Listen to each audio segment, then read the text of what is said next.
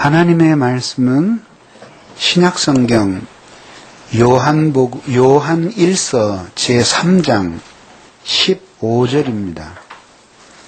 요한 1서 제3장 15절입니다. 찾으셨으면 우리 모두 같이 한 목소리로 읽겠습니다. 시작. 그 형제를 미워하는 자마다 살인하는 자니 살인하는 자마다 영생이 그 속에 있지 아니하는 것을 너희가 아는 바라. 아멘. 그 형제를 미워하는 자마다 살인하는 자니 살인하는 자마다 영생이 그 속에 거하지 아니하는 것을 너희가 아는 바라. 아멘. 기도하겠습니다. 고맙고 자비로우신 하나님, 이제 저희들이 예배를 주님 앞에 드리며 이 시간에는 우리의 마음을 묶어 주님께 바치고 주님의 음성이 저희들에게 들리는 시간이옵나이다. 아버지여, 저희들을 긍휼히 여기시고 오늘 하나님의 말씀을 통하여 저희들이 은혜를 받게 하옵소서. 염려와 근심 그리고 욕망과 그리고 헛된 것들에 대한 생각들이 주님의 말씀에 대한 저희들의 은혜 받는 것을 가로막지 못하도록 하나님께서 돌보아 주시고 우리의 지성을 명민하게 하시며 우리의 생각을 쇠락하게 하셔서 주의 말씀이 울려 퍼질 때 신랑을 그리워하던 신부 속에 신부의 마음에 들리는 신랑의 음성처럼 들리게 하시고 그래서 우리의 온 영혼이 주님의 말씀 속에서 주님의 호흡을 느끼고 주님의 심장의 고동소리를 들을 수 있도록 도와주셔서 저희들이 주님의 품으로 돌아가고 주님을 사랑하도록 도와주시옵소서. 예수 그리스도의 이름으로 간절히 기도하옵나이다. 아멘.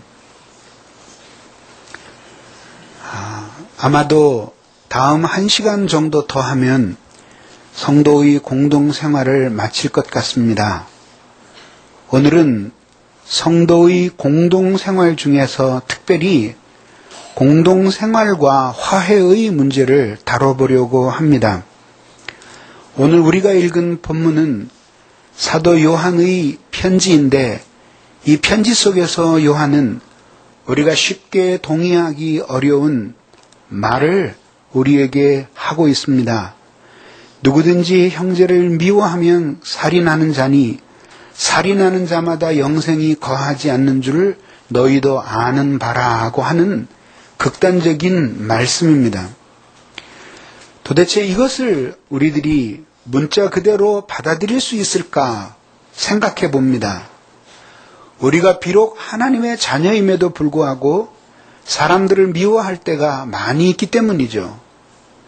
심지어 하나님께서 명백하게 사랑하도록 명령하고 계시는 우리의 가족들을 미워할 때도 우리에게는 있습니다.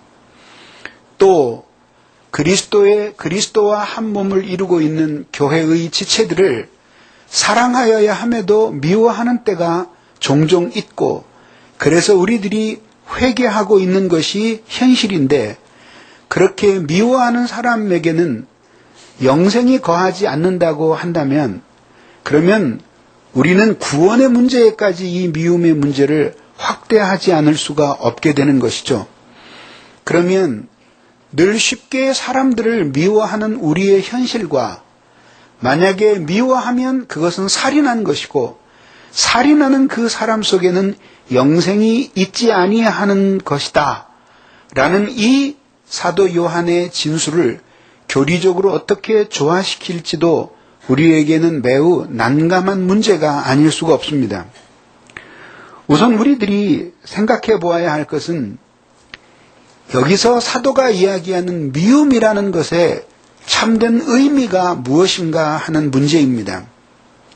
우선 이 미움이라고 하는 것은 누군가를 의지적으로 지속적으로 거부하고 혐오하는 마음과 정신의 작용입니다. 다시 한번 말씀드리겠습니다.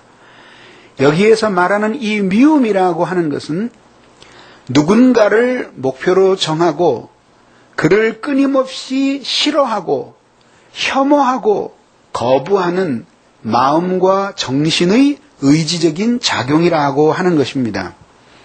그러면 이러한 이 미움과 영혼의 상태가 어떻게 밀접한 관계가 있길래 사도는 만약에 미워한다면 그것은 살인하는 것이고 영생이 그 안에 있지 아니한 영적 상태를 보여주는 것이라고 말할 수가 있을까요? 우선 우리들이 이 문제를 알기 위해서는 미움의 감정이 정체가 무엇인가 하는 것을 살펴볼 필요가 있습니다. 아마 저의 이 설명을 통해서 여러분들이 미움이라는 감정이 어떤 것인지에 대한 명쾌한 이해를 가질 수 있을 것이라고 저는 생각합니다. 자, 삼각형으로 이렇게 그려봅니다. 여기에는 원이 이렇게 그려지고 정확하게 말하면 부채꼴이 되겠죠? 여기에 사람이 서 있고 사람의 감정의 폭이 부채꼴로 펼쳐져 있다고 칩시다. 이쪽 끝이 사랑이라는 감정이면 반대 맨 끝은 혐오의 감정 혹은 미움의 감정이 되겠죠. 예. 그럼 이 사랑의 감정은 무엇인가를 목표로 정하고 그것을 끊임없이 즐거워하고 거기에 붙어 있으려고 하는 마음과 정신의 경향이에요. 이게 사랑에 대한 형이상학적인 정의예요. 그래서 그런 사랑은 결국은 사람이나 어떤 사물이 사랑의 대상이 되는데 사랑의 대상이 되어서 그에게 그것을 사랑하는 감정을 끊임없이 불러일으키기 위해서는 조건이 필요한데 아름다움을 가지고 있어야 한다라고 하는 것이죠. 그리고 그 사랑의 감정은 바로 자기에게는 없는 아름다움에 대한 갈망이 바로 사랑이라는 감정을 불러오는 거죠. 그러면은 사람을 놓고 생각을 해봅시다.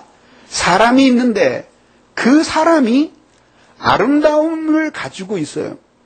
그래서 그 사람이 아름다움이 있어서 그 아름다움을 계속 발견하게 될 때에는 이 사람이 그 사람을 계속 사랑하게 되는 것이죠. 그러다가 이제 사랑을 하게 되는데 근데 이 아름다움이 잘 발견이 안 돼요. 진짜 아름다운 게 다 떨어져서 발견이 안 될 수도 있고 혹은 아름다움이 많이 남아있는데 그 사람을 좋아하는 마음이 이미 사라져버렸기 때문에 아름다운 것이 발견되지 않을 수도 있죠. 어떤 이유에서든지 간에 어쨌든 그 사람에게서 더 이상 아름다운 것이 발견이 되지 않아요. 그럴 때에 인간의 마음은 이제 사랑으로부터 멀어지기 시작을 하게 됩니다. 사랑이 식기 시작하는 거죠. 그래서 이제 반대편으로 이행을 하기 시작합니다. 인간의 모든 감각들은 익숙해지는 경향을 가지고 있습니다. 예를 들자면 인간의 코의 후각은 15초 동안만 정상적인 기능을 발휘해요. 같은 냄새를 15초 이상 맡게 되면은 코가 면역이 되어서 예전과 같이 똑같은 기능으로 그 냄새를 후각할 수가 없게 된다고 하는 거죠. 그래서 냄새가 나는 방에 들어가도 잠깐만 참고 있으면 코가 면역이 되어서 냄새를 못 느끼게 되는 것 같은 것이 바로 그러한 예입니다. 또 자기 몸에서 나는 냄새를 자기는 잘 모르는 것도 바로 코가 그렇게 익숙해져서 그렇게 되는 거죠. 인간의 영혼도 이와 유사한 성격을 가지고 있어요. 어떤 사람에게서 아름다움을 발견해서 처음에는 사랑을 하게 되었는데 그것에 대해서 추가적인 아름다움이 계속 발견되어야지만 이 사랑이 유지가 되지, 추가적인 아름다움이 발견되지 않을 때에는 이 사람을 향한 사랑의 감정이 반대편 쪽으로 움직여서 이행하게 되는 것이에요. 조금 빗나갈지는 모르지만은 이렇게 이 사람 안에 있는 아름다움이 더 이상 발견되지 않을 때에 이제 이것을 이 사람에게 아름다움이 더 이상 발견되지 않을 때에 이 사람은 회고하는 심리를 갖게 됩니다. 회고하는 심리? 그래서 지금은 아름다움을 발견할 수 없는데 옛날에 이 사람에게서 아름다움을 발견할 수 있었던 과거를 추억해요. 그 추억거리가 있으면은 회상의 작용을 통해서 지금은 발견할 수 없는 그 아름다움을 회상하면서 자기는 발견하지 못하지만 저 사람 속에 아름다운 것이 있을 거라고 생각을 하는 거죠. 무슨 소리인지 모르겠죠? 네, 그게 모를 거라고 저는 확신을 합니다. 예를 들자면 피부에 와닿게 얘기할게요. 여러분들의 수준이 꼭 뭐와 똑같으냐면 1 더하기 1은 뭐지? 그러니까 모르는데 빵 2개를 갖다 놓고 이거 2개면은 얼마지 하면 이해하는 것과 같아요. 자, 부부가 같이 살아. 근데 항상 아름다움을 발견하고 사랑하는 거 아니죠? 그런데 옛날에 연애도 하고 추억이 많아. 근데 같이 살아야 되겠는데 요즘 아름다움이 발견이 안 돼. 계속 속썩이고 단소리나 하고 그러는데 사진을 꺼내놓고 보니까 옛날에 참 추억이 많아. 그래, 내 아내가 원래는 이런 사람이 아니었는데 지금은 고양이 같고 여우 같지만 근데 옛날에는 참 예뻤는데 나를 참 사랑했는데 생각을 하는 거죠. 회상을 하면 다시 눈꺼풀이 열리면서 자기 안에 있는 아름다움이 보이는 거예요.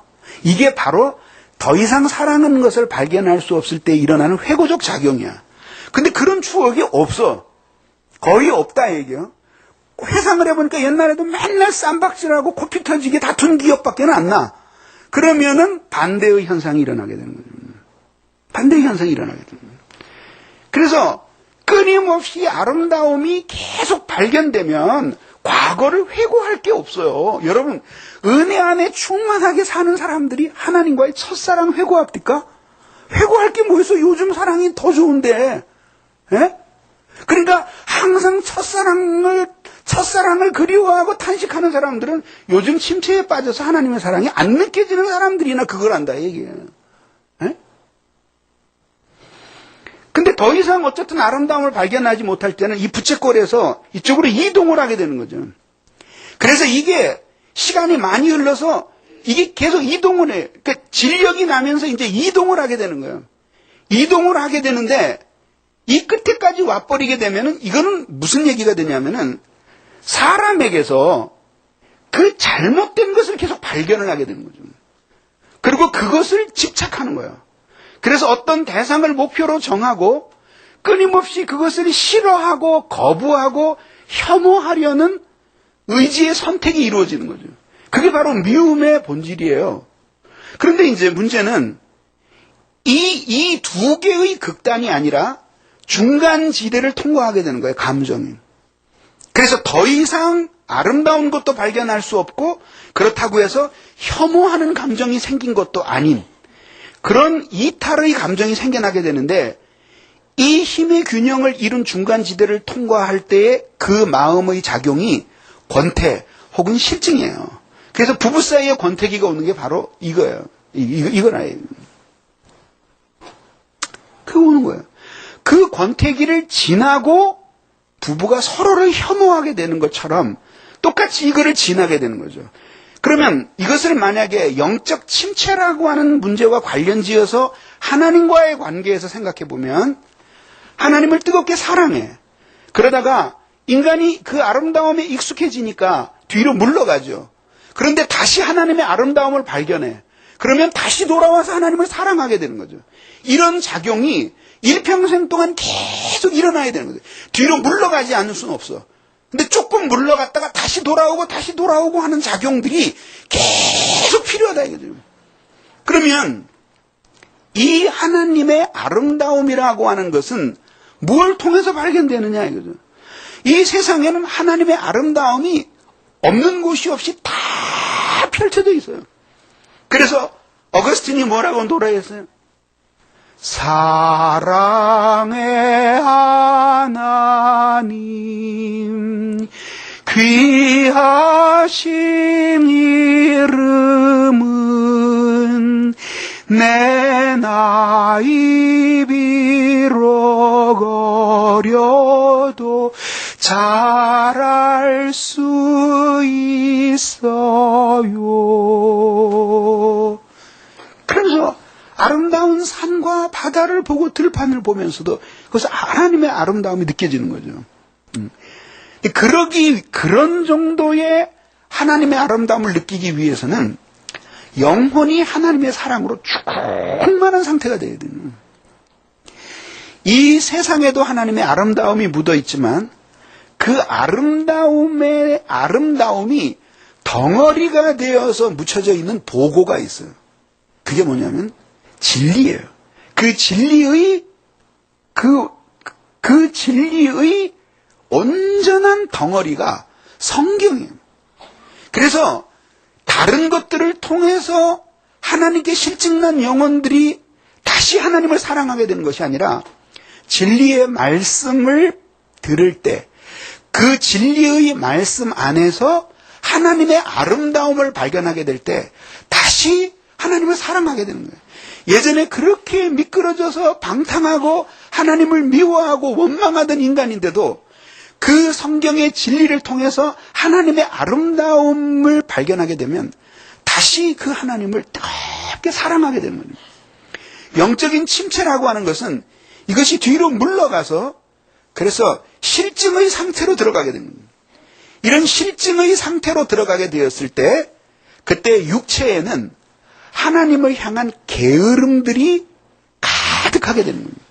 그 게으름이 두려운 것이 무엇이냐면 이 게으른 삶 자체가 문제가 아니라 이 게으른 삶이 영혼이 침체되어서 하나님께 실증을 내고 있다라고 하는 징후를 보여주기 때문이에요. 자, 예를 들어 봅시다. 여러분들이 다 열심히 일을 하다가 이상하게 갑자기 코에서 코피가 나요. 그럼 아마 깜짝 놀라겠죠. 그러나 많이 놀라지는 않을 거예요. 왜? 코피 나는 일들이 늘 고단하면 있게 마련이니까 내가 무리를 했구나. 그리고 코를 막고 그리고 응급처치를 할 거예요. 근데 만약에 여러분의 눈에서 피가 쏟아진다면 어떻게 되겠어요? 그러면 여러분들은 이 피 쏟아지는 것 때문에 이게 피가 쏟아져서 이렇게 많은 피를 흘리면 내가 빈혈이 될 텐데 이런 걸 가지고 고민하는 게 아니라 이런 일은 일어날 수가 없는 일이잖아요. 거의 일어날 수 없는 일이잖아요. 근데 이유 없이 눈에서 피가 막 쏟아지는 거예요. 그럼 여러분들은 겁이 덜컥 날 거예요. 이거는 뭔가 내가 알지 못하는 굉장히 심각한 징후가 이 피 말고 피 속에 있는 눈과 이 뇌 어디에선가 일어나고 있다라고 하는 조짐아니에요. 바로 그것이 징후라고 하는 것이에요. 그 게으름은 바로 영혼이 그렇게 하나님을 향해 실증을 내고 있다라고 하는 징후예요. 그래서 어떤 사람이 자기에게 맡겨진 일들에 대해서 열심을 내지 않아, 자신의 의무에 헌신하지 않아, 자기 일을 위해서 자기에게 하나님께서 주신 사명인데 그것을 내 것이라고 생각하지 않고 태만히 해. 그래서 게으른 삶을 살아. 그리고 이것 자체가 문제 해결하기보다는 이 뒤에 그 사람이 하나님을 향한 사랑에서 이탈해서 실증이 난 영혼의 상태가 되어 있는 것이 더 큰 문제가 되고 있는 것을 보여주는 거라 해요. 그러면 그 사람이 모든 일에 대해서 실증을 내고 있느냐? 아니에요. 하나님을 사랑하고 하나님의 영광을 위하고 하나님께 도움을 드리고 하나님이 맡겨주신 영혼들을 소중하게 생각하는 그러한 신령한 일에 대해서만 게으른 거죠. 게으른 거죠. 자기 자신을 치장하고 가꾸고 자기 자신이 먹고 마시고 이런 일에는 오히려 반대로 하나님께 실증 날 때 열심히 더 생겨나게 되는 거죠. 그렇게 되는 거죠. 그것이 바로 영혼의 침체가 이것에 의해서 설명이 되는 거죠. 그러면 이 미움의 감정이라는 것은 뭐냐? 바로 그것을 인간에게 대입시켰을 때 나타나는 현상이에요. 사람에게서 끊임없이 아름다운 것을 발견할 수 있으면 그 사람을 계속 사랑하게 되죠. 근데 그것을 더 이상 발견할 수 없을 때는 실증이 나게 되죠. 그에게 어떤 더러움들을 발견하게 되면 그를 혐오하고 미워하게 되죠. 근데 이걸 하지 말라고 하나님께서 말씀하시는 거거든요. 사도가 만약에 너희가 이렇게 지속적으로 의지를 가지고 경향성적으로 만약에 형제를 미워하고 있다면 너 거듭나지 못한 것에 틀림이 없다. 사도가 그렇게 판단을 하는 거죠. 영생을 소유했다가 잊어버린다든지 구원을 받았다가 취소가 된다든지 하는 게 아니라 네가 의지를 가지고 형제에게서 추함을 계속 발견하고 그리고 그것에 집착해서 의지적으로 형제를 거부하고 싫어하는 마음의 작용을 계속 유지하고 있다면 네 영혼이 거듭나지 않은 표다라고 말하는 거예요. 네가 아무리 교회 다니고 하나님을 섬기고 한때는 은혜에 감격했다고 하더라도 그것이 바로 너의 영혼이 예수의 생명이 없는 증거다라고 논리적으로 설득하고 있는 것이에요. 무서운 이야기죠. 그러면 여러분들은 이런 생각을 하게 될 거예요. 그러면 형제를 사랑하되 끝까지 사랑하는 것이 도리일 텐데 인간에게 그렇게 끝없는 아름다움이 존재하겠습니까? 이거죠. 존재 안 해요. 존재 안 한다니까요. 엊그제도 어느 형제들하고도 이야기를 했는데 시집장가 갈 때 제일 먼저 보는 게 얼굴이거든요. 얼굴. 그래서 일단 얼굴이 예쁘게 생긴 자매들은 뭐 이렇게 타의적 독신 그런 거 없어요. 예. 타의적 독신은 예? 타의적 독신. 용모에 의한 타의적 독신이 선택이 안 돼. 예. 누군가가 하여튼 데리고 가는 거죠. 누군가가. 제 동생도 한번 그런 얘기해요. 레스토랑을 경영하는데 여직원들을 뽑을 때 그래도 뭐 그 옥상에서 떨어진 것 같은 그런 여직원들을 뽑아서 그 음식 장사가 되겠어요? 얼굴도 예쁘고 그런 애 뽑아놓잖아요. 오래 붙어 있지를 못한다. 어느 손님이 하여튼 데려간다는 거죠. 에? 그러니까 그냥 그 용모에 의해서 타의적 독신을 강요당하는 사람이 있는가 하면 용모에 의해서 독신을 수행할 수 없는 사람도 많아. 예. 그렇게 이 얼굴이 예쁜 사람들을 좋아해요. 유효기간이 6개월이라니까. 6개월. 이 장가 가고 나면 6개월 동안 정도는 뭐 그냥 우리 아내가 다른 사람보다 예쁘구나. 그리고 우월감을 느낄지 몰라. 그리고 얼굴이 예쁘고 그리고 사랑스러우면 성적인 욕망도 더 많이 느끼잖아요. 그죠? 그게 콸콸콸콸 나오는 게 1년 6개월밖에 안 가.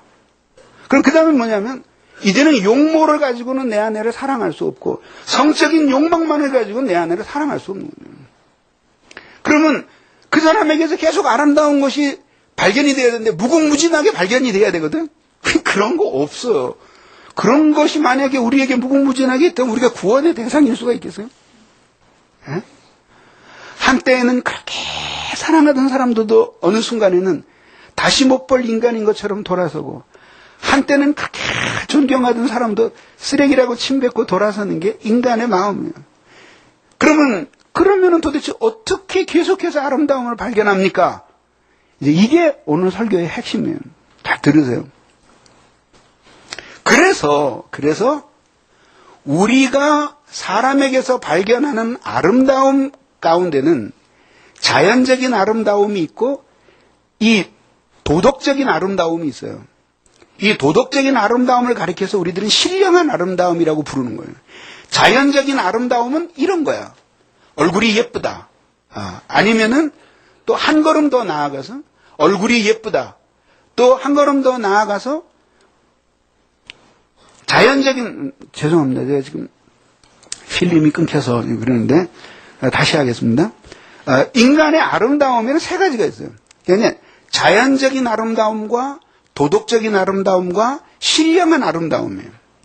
그러면 이 사람이 얼굴이 예쁘다든지 남자라서 키가 훤칠하다든지 아니면 뭐 좋은 학교를 나왔다든지 학벌이 좋다든지 말주변이 아주 좋다든지 이런 것들 뭐 돈 많은 집안에서 태어났다든지 뭐 이 능력이 있다든지 이런 것들은 자연적인 아름다움이에요. 그것도 사람으로 하여금 사랑하게 만들죠. 두 번째 도덕적인 아름다움은 뭐냐면 이 사람의 자연적인 성품과 관련된 아름다움이에요. 그래서 지금 사람이 무던해요. 그래서 자기가 뭐라고 딱딱거리고 막 신경질을 부리고 그래도 다 받아줘. 근데 어떤 사람 한 번만 뭐라고 땡땡거리면 막 규팡맹이가 올라온다 이거야. 이러면 이제 이런 남자는 사랑하지 않게 되는 거죠. 근데 이제 한없이 용서해주고 뭐 너그러워. 그렇게 도덕적으로 그래? 그런 거는 또 착해. 그래서 친정 식구들 뭐 좀 도와달라 그래도 넘치도록 도와줘. 근데 짠돌이를 만나면은 우리 쓸 것도 없는데 어떻게 니네 친정 도와주냐? 그러면서 신경질을 낸다 이거죠. 그럼 그것도 아름답게 보이는 거죠, 그 사람이. 이런 것들이 자연적인 도덕적인 아름다움이에요.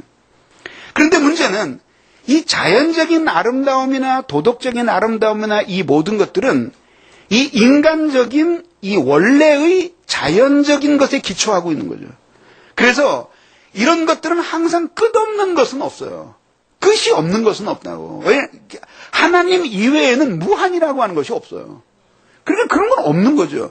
그러니까 내가 아주 깨끗한 마음이 되어서 있는 대로 아름다움을 다 발견한다고 하더라도 그 아름다움엔 끝이 있는 거고, 내가 항상 그렇게 깨끗하고 아름다운 마음이 되어서 상대방을 보는 게 아니라 내 마음도 그 아름다움이 보기 싫어지는 적이 있으니까 이것은 아주 빨리 아름다움에 대한 이 관찰이 끝나고 그 다음에 더 이상 그를 사랑할 수 없게 되는 거예요.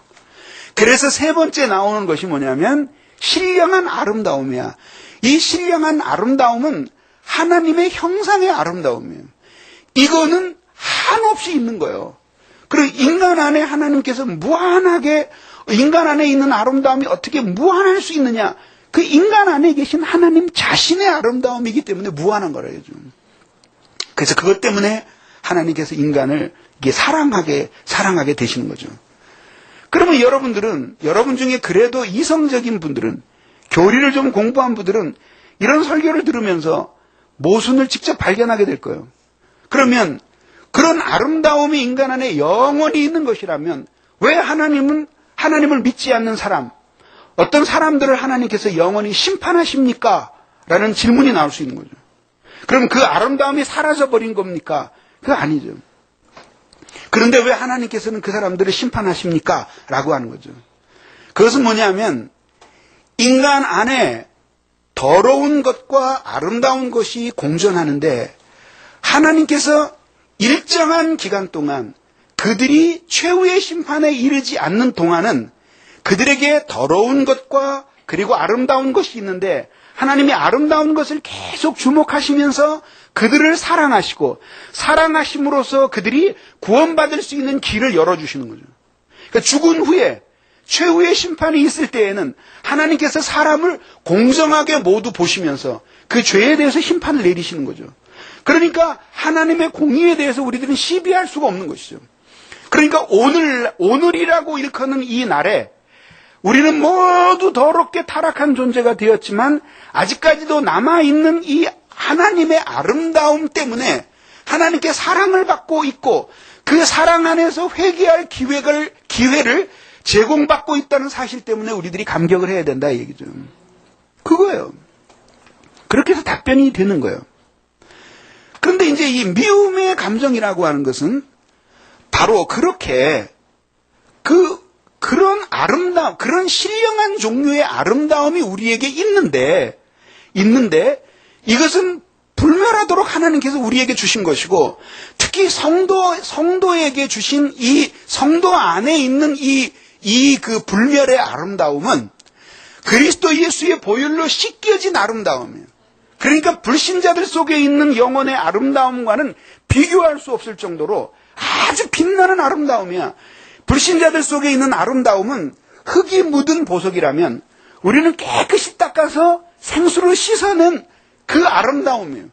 그 아름다움을 우리들이 가지고 있기 때문에 우리들이 사람을 끝까지 영원히 사랑하기 위해서는 우리가 바로 그 자연적인 아름다움을 넘어서 도덕적인 아름다움을 초월해서 존재하고 있는 그리스도의 피로 씻겨진 인간의 영혼 안에 있는 하나님의 형상의 아름다움을 끊임없이 보고 그것 때문에 즐거워하고 행복해하고 그래서 그것을 끊임없이 고착하려고 하는 이 마음의 작용을 유지해야 되는데 이것은 말하자면 의지적인 노력이 상당히 많이 이 속에 들어가게 된다라고 하는 거죠. 그래서 끌리는 것을 그냥 좋아하게 되는 그것은 욕망이지 사랑이 아니에요. 사랑은 이 안에 그 자체에 의지적인 성격을 깊이 내포하고 있는 거죠. 예? 그래서 사랑은 항상 의무를 생각하며 그것을 끊임없이 사랑하고자 하는 의지적인 결단 속에서 사랑이라는 불꽃이 보존이 되는 거죠. 예? 보존이 되는 거죠. 그래서 욕망을 따라 끌려가는 데는 자신의 의지가 필요가 거의 없지만 자신의 자발적인 선한 의지가 행사가 거의 소용이 안 되지만 사랑을 하기 위해서는 이 선한 의지를 계속 발휘하는 끊임없는 의지적인 선택이 요구가 되는 거죠. 그렇게 되는 거죠. 그러면은 형제에게서 미움을 계속 형제를 계속 미워하는 것은 그에게서 계속해서 추함과 더러움을 발견하는 거거든요. 그것은 사실일 수 있어요. 사실일 수 있고 혹은 추함이 아주 작은데 미워하는 마음이기 때문에 그 추함을 아주 크게 생각하는 그런 경향이 있어요. 그렇죠? 그런 경향이 있어요. 그것은 별개의 문제고 어쨌든지 간에 더럽고 추한 것을 계속 발견하게 되는 거죠. 그런데 문제는 뭐냐면은 하나님을 내가 사랑하고 있을 때에는 하나님 안에서 아름다움을 발견하고 있는 순간이기 때문에 그렇게 동질의 아름다움이 형제에게 있을 때 그 아름다움이 잘 발견이 돼요. 그래서 하나님을 사랑하는 것과 형제를 사랑하는 것이 구별이 안 되는 이유가 바로 그것 때문이에요. 그것이 동질의 것인 이유가 바로 그것 때문이에요. 그래서 예수님께서도 말씀하시기를 나를 사랑하는 자는 반드시 내게 속한 자들도 사랑하느니라 말씀하신 거죠. 똑같은 거죠. 그래서 나뉘어지질 않는 거죠. 그러면은 한 사람이 어떤 형제를 집요하도록 계속 미워하고 있다라고 하면은 그는 형제 안에 있는 하나님의 아름다움, 그 신령한 아름다움을 더 이상 발견할 수 없는 사람이 된 거죠. 그러면 그 사람이 여태까지 좋아했던 것은 그의 외모나 자연적인 아름다움이나 도덕적인 아름다움 때문에 사랑했을 가능성이 아주 높게 되는 거죠. 이것이 바로 미움이라고 하는 것에 대한 이 영적인 배경이에요. 그러면 이제 보십시오. 어떤 사람에게서 어쩔 수 없이 계속해서 자기가 더러운 것을 발견해. 그래서 그 형제를 미워하게 돼. 그래서 미움의 감정이 생겨나. 그러면 그것을 왜 예수님께서 살인이라고 말씀하셨을까? 그거죠? 자, 여기에 꽃이 있습니다. 이 꽃은 보니까 아름다워요. 아름다움과 이 꽃은 지금 하나가 되어 있는 거죠. 근데 누군가가 이 꽃을 치워버렸어요. 그러면 꽃은 사라졌으나 꽃의 아름다움은 빈자리에 남아있는 것이 아니라 아름다움도 이 꽃과 함께 사라진 거죠. 그렇죠? 자, 이 컵에 아주 더러운 오물이 둥둥둥둥 떠서 도저히 물을 먹을 수가 없어요.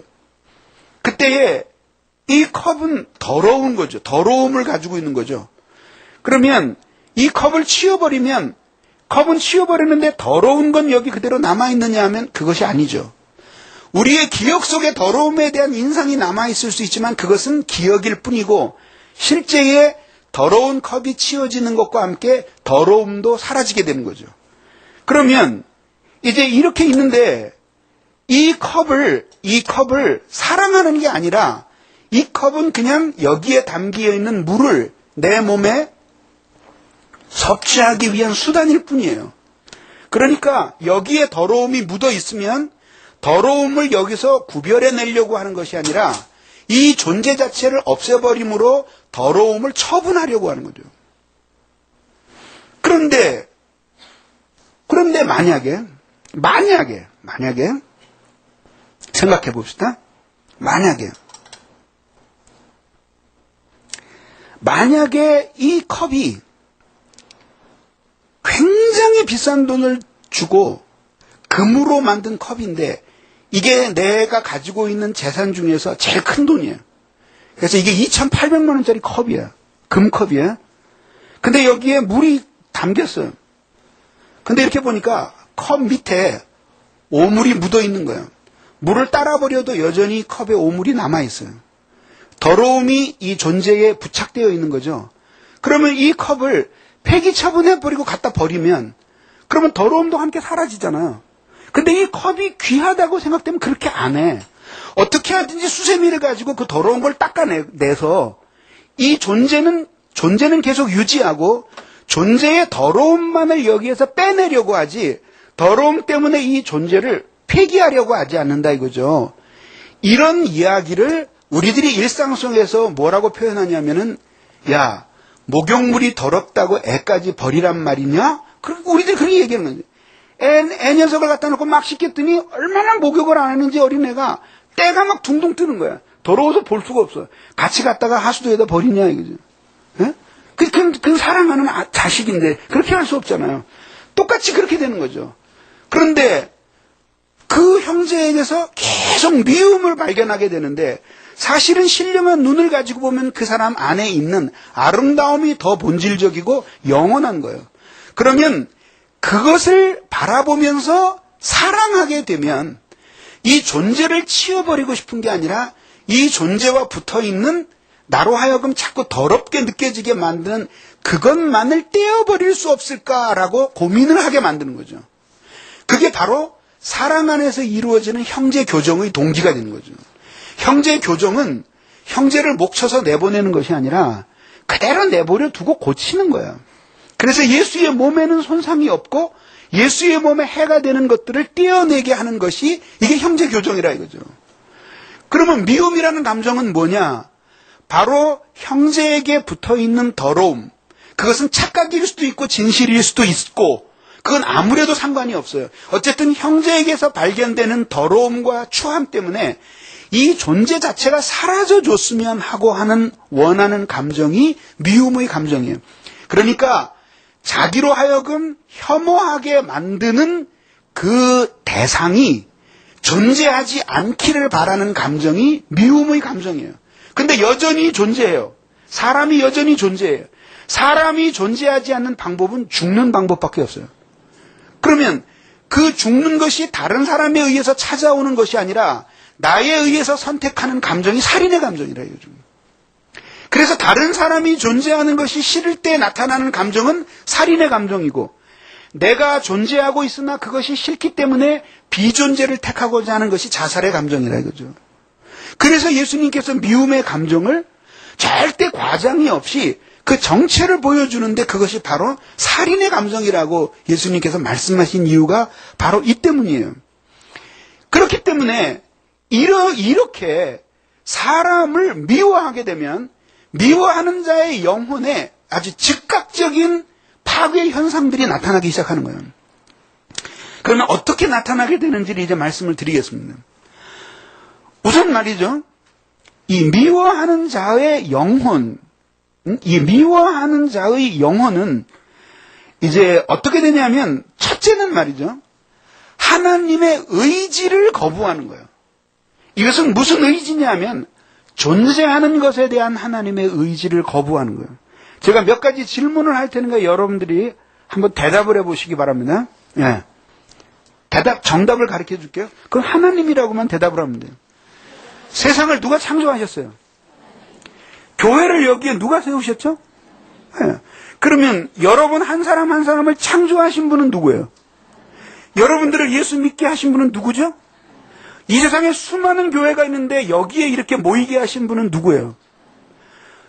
내가 끊임없이 지체들에게 상처를 주고 고통을 주는데도 내가 떠나지 못하고 여기 있는 건 누구 때문이에요? 하나님 때문이죠. 이렇게 해서 나뿐만 아니라 내 주변에 존재하는 모든 존재의 질서들이 하나님이 주셔서 내게 있게 하신 것들이에요. 모든 선한 것들은 하나님이 내게 주셔서 있게 하신 것들이에요. 악도 하나님의 큰 허용의 작정 속에서 우리에게 존재하게 된 거죠. 그러면 생각해 보세요.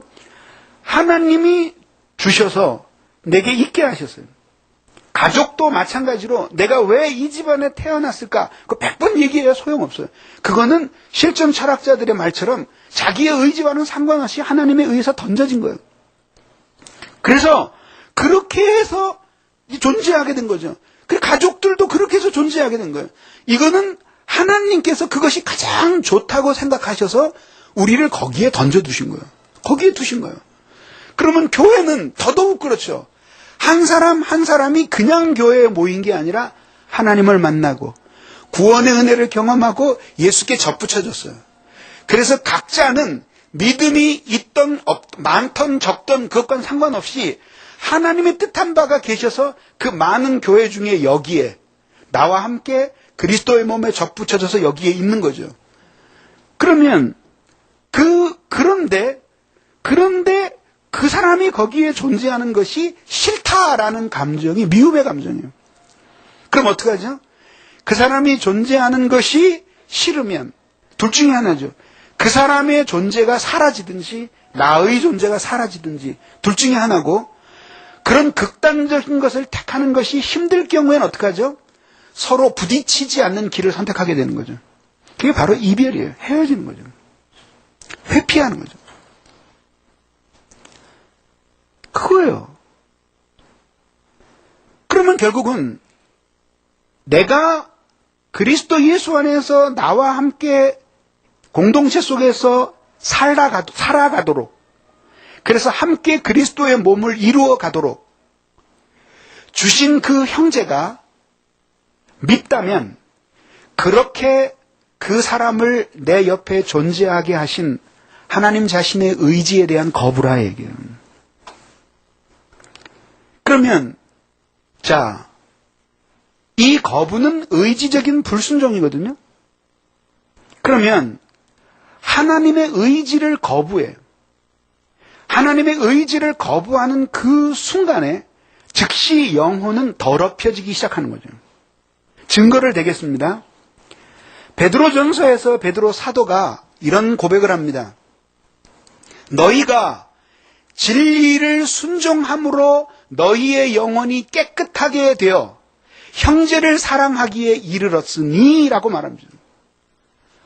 우리가 이성적으로 다 몰라도 하나님의 뜻이 무엇인지를 알고 순종하는 그 순간 우리의 영혼은 깨끗해지기 시작한다 이거죠. 그러면 반대로 하나님의 명백한 의지를 거절하게 되면 우리의 영혼은 즉각적으로 지성은 어두워지고 우리의 영혼 전체는 더러워지기 시작하는 거죠. 너희가 진리를 순종함으로 영혼이 깨끗게 되어, 반대말로 뒤집으면 어떻게 되죠? 너희가 진리를 불순종함으로, 너희가 진리를 거역함으로 너희의 영혼이 더럽게 되어 라고 바꿀 수 있잖아요. 그렇게 되는 거죠. 그러면 그렇게 하나님의 의지를 거부하는 사람이 하나님의 은총의 빛 아래에서 살 수 있겠느냐. 예? 그것은 마치 해를 등지고 있으면서도 그림자를 원하지 않는 것과 똑같다.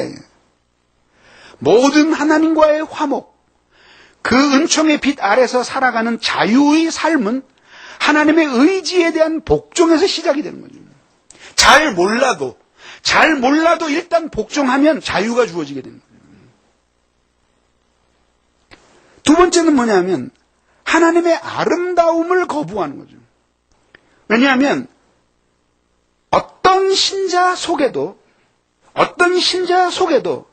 그 안에 하나님의 아름다움이 있어요. 이게 신령한 아름다움이에요. 그래서 하나님이 그를 사랑하셔요. 그가 여전히 결점을 가지고 있음에도 불구하고 하나님이 그를 사랑하셔요.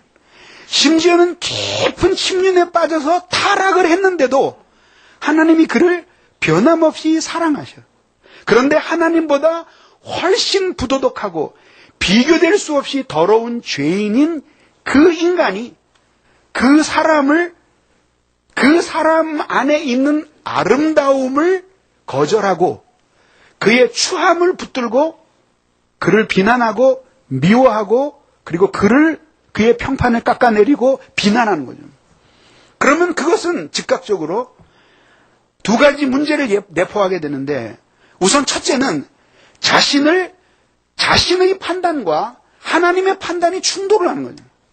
하나님은 이 사람이 아직까지 아름답다, 사랑스럽다라고 판단하시는데 자기는 싫다, 밉다라고 판단하는 거죠.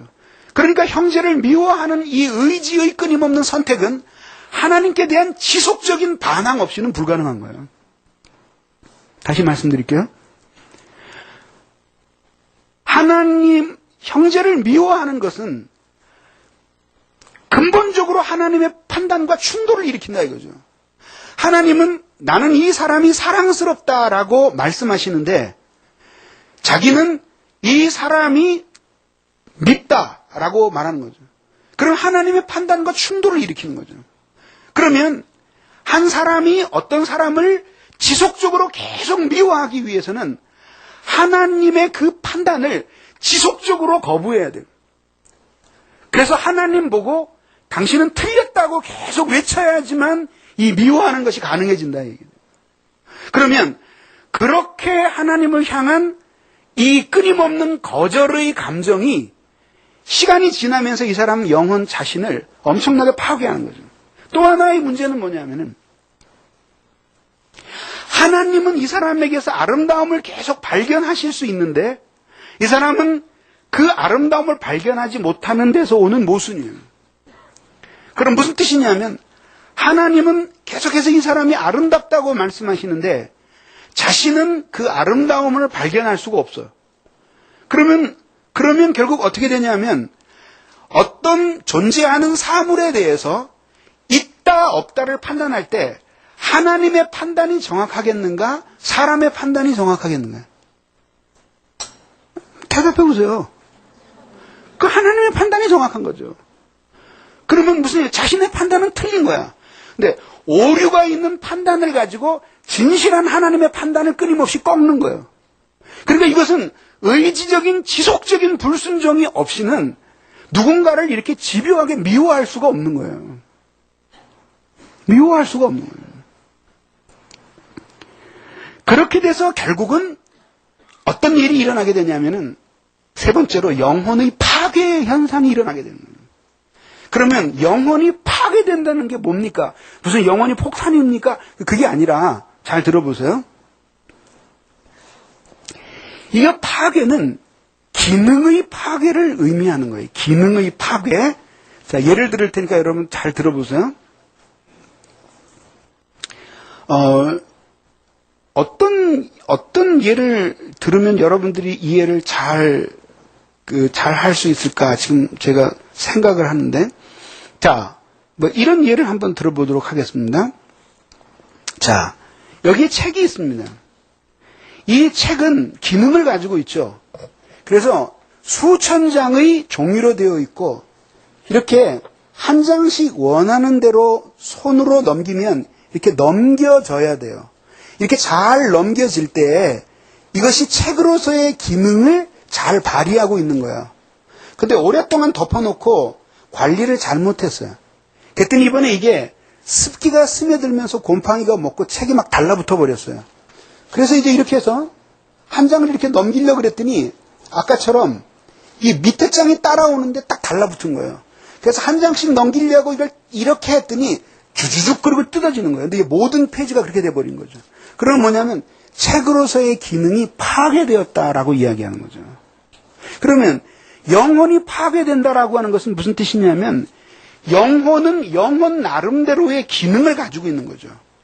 이런 종은 이렇게 치면은 소리가 나는 기능을 가지고 있고 이 시계는 이 자신 안에 있는 에너지를 이용해서 이렇게 일정하게 초침과 시침이 돌아가는 기능을 가지고 있는 거죠.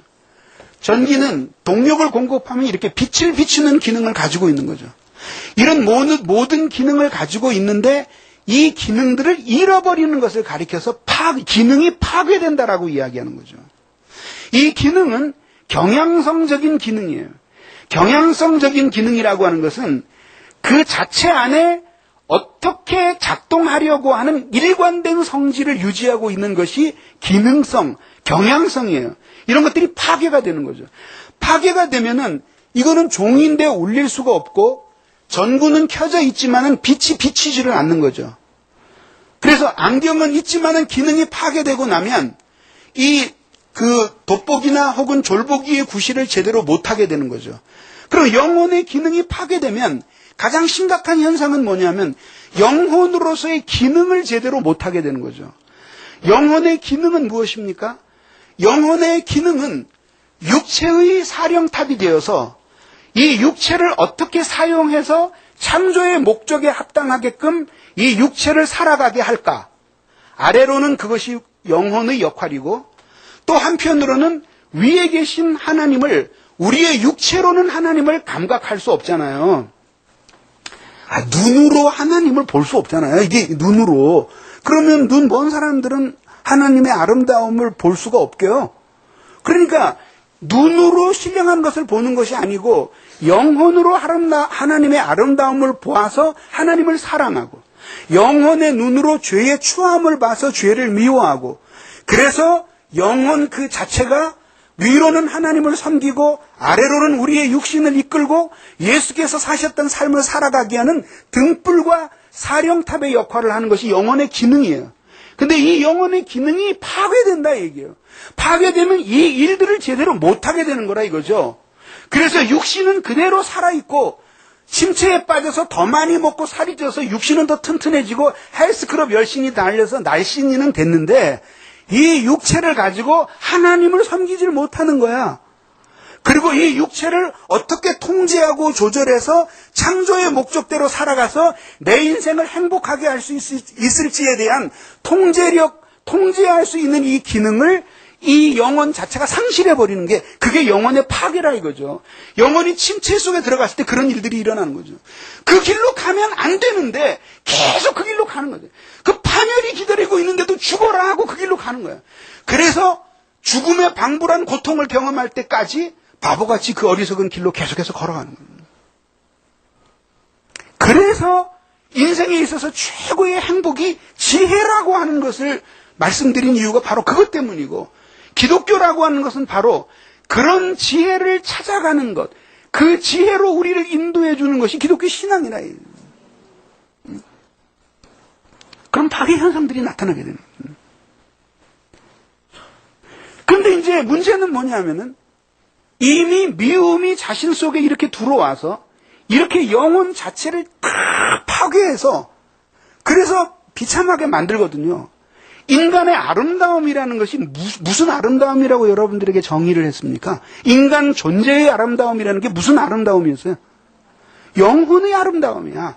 왜냐하면 오늘 꽃처럼 예쁘다고 그 용모를 자랑하고 수많은 남성들로부터 프로포즈를 받는 여성도 10년이 지나면 그 안에서 더 이상 아름다움을 발견하는 사람들은 많지 않다 이거죠. 정말 20년, 30년을 지나고 난 뒤에도 그 육체를 보고 아름답다 그러는 사람은 거의 없다 이거죠. 에? 왜냐하면 이 육체 자체는 지금은 존재하고 있지만 점점 사멸되어 가는 거예요. 사라져가는 것들은 영원한 아름다움을 간직할 수가 없는 거죠. 왜? 아름답다고 하더라도 존재가 사라지면 아름다움도 함께 사라진다고 말씀을 드렸잖아요. 그러면 사멸할 것들 속에 남아있는 아름다움은 한시적인 아름다움이에요. 한시적인 아름다움을 영원히 사랑하면, 잘 들으세요. 한시적인 아름다움인데 그것을 영원히 사랑하게 되면 언젠가는 없는 것을 사랑하게 되잖아. 그게 허위지, 허위. 조금만 이성적으로 생각하면 우리가 세상을 사랑할 수가 없는 거죠. 이 꽃이 아름다워. 그렇지만 그래서 사랑해. 그러나 일시적인 사랑이지 영원한 사랑일 수 없어. 왜? 이거 일주일만 지나면 이 존재가 사라지기 때문에 아름다움도 사라져. 그런데도 계속 사랑해. 그럼 헛것을 사랑하는 거죠. 없는 것을 사랑하는 거죠.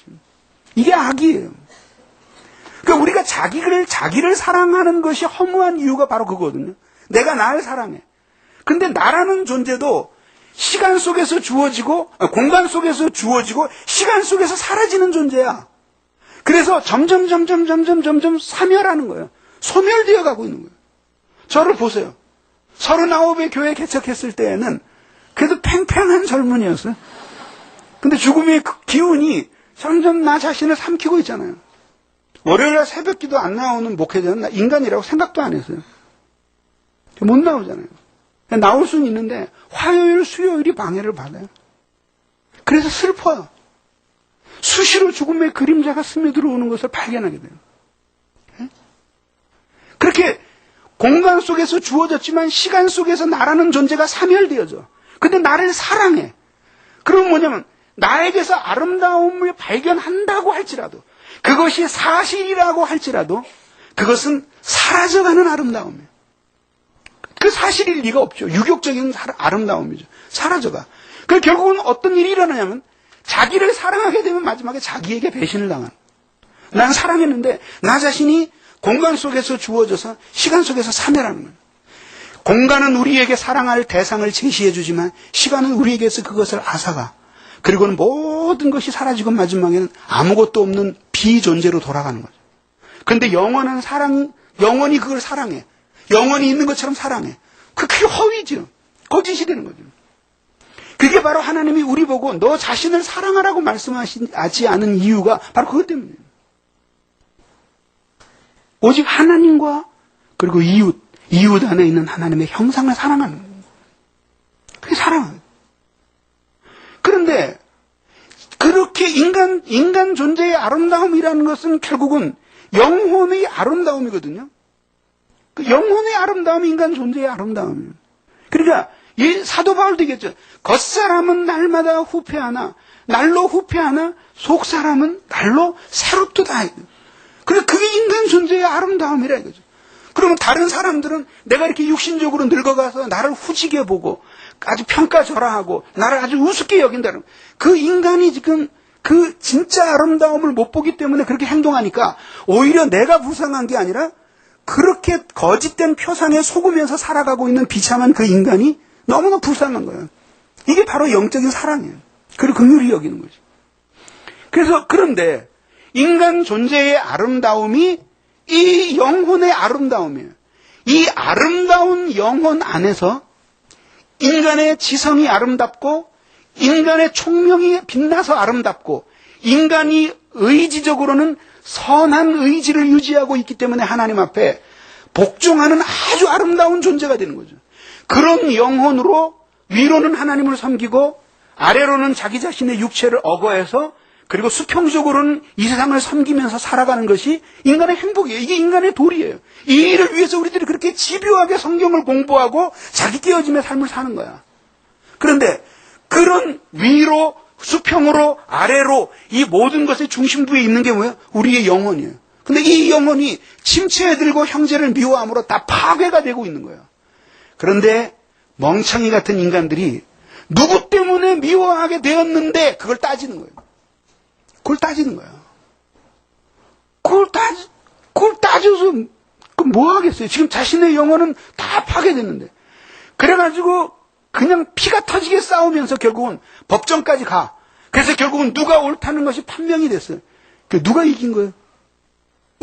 이미 진짜 그 사람을 미워하게 한 사람도 영혼이 다 파괴됐고, 미워한 사람도 영혼이 다 파괴되었는데 법정에서 네가 옳다라고 손을 들어줬는데 그 순간에 하늘이 열리고 빛이 쏟아지냐 이거예요. 그게 상상하면 미친 상상이지. 예. 예?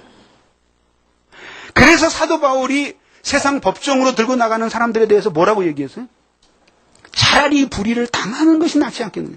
그러면 차라리 너희의 영혼의 아름다움이 파괴되지 않지 않겠느냐. 얘기하는 거죠. 예?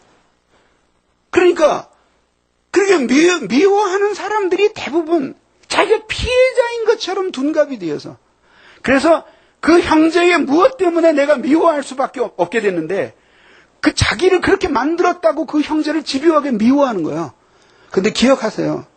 그 사람이 하나님을 뜨겁게 사랑하고 있는 동안에는 형제에게서 더러움이 발견되어도 그 형제에 있는 아름다움을 더 먼저 보게 돼요. 우리 그런 얘기 있죠. 재수 없는 죄수들은 재판을 받는 그날이 판사가 부부싸움하고 온 날이래. 그럼 판사가 벌써 이게 뿔이 나가지고 온 거야. 아주 인생 살기도 싫고, 하여튼 인간들이 배기도 싫어. 부인하고 대판거리 싸우고 그러고 왔어. 근데 어떤 여자가 재판받으러 온 거야. 여자 이 똑같은 인간이 사형! 그리고 탕탕! 아마 1년만 해도 될 텐데 3년! 그리고 땅땅 때려버리는 그런 거죠. 네? 그리고 마음이 좋을 때는 저 좀 용서해 주세요. 그러면 정상이 참작되는데 이게 잘못한 건 뉘우치진 않고 용서만 해달라 그래? 3년, 아니야, 4년! 탁탁탁 때리는. 네? 그런 거죠. 집에서 아주 굉장히 좋은 일이 일어났어요. 부인이 막, 그 맛있는 아침도 차려주고, 뭐, 사랑한다고 고백하고, 뭐, 선물도 주고, 뭐, 굉장히 좋은 일들이 일어났어요. 그럼 사람들이 다 오는데 여자가 나타난 거예요. 아이고, 오죽했으면 저렇게 가정에 어려움이 있었을까. 그리고 무죄. 그리고 탕탕 때리는 거예요. 아니, 이것도 인간이 그런 거 아니에요, 이게. 그렇잖아요. 그런데, 똑같이 한번 대입을 해보라, 이거죠. 그래도 그거는 사실 영혼이 파괴되고 살아나고 그 정도는 아니잖아. 그런데 이거는 신자가 누군가를 미워하게 되면 영혼이 파괴된 거죠. 그러면 아름다운 거는 못 보게 되는 건 너무 당연하잖아요. 근데 마음이 지금 이 사람 형제가 자신에게 심하게 잘못했어.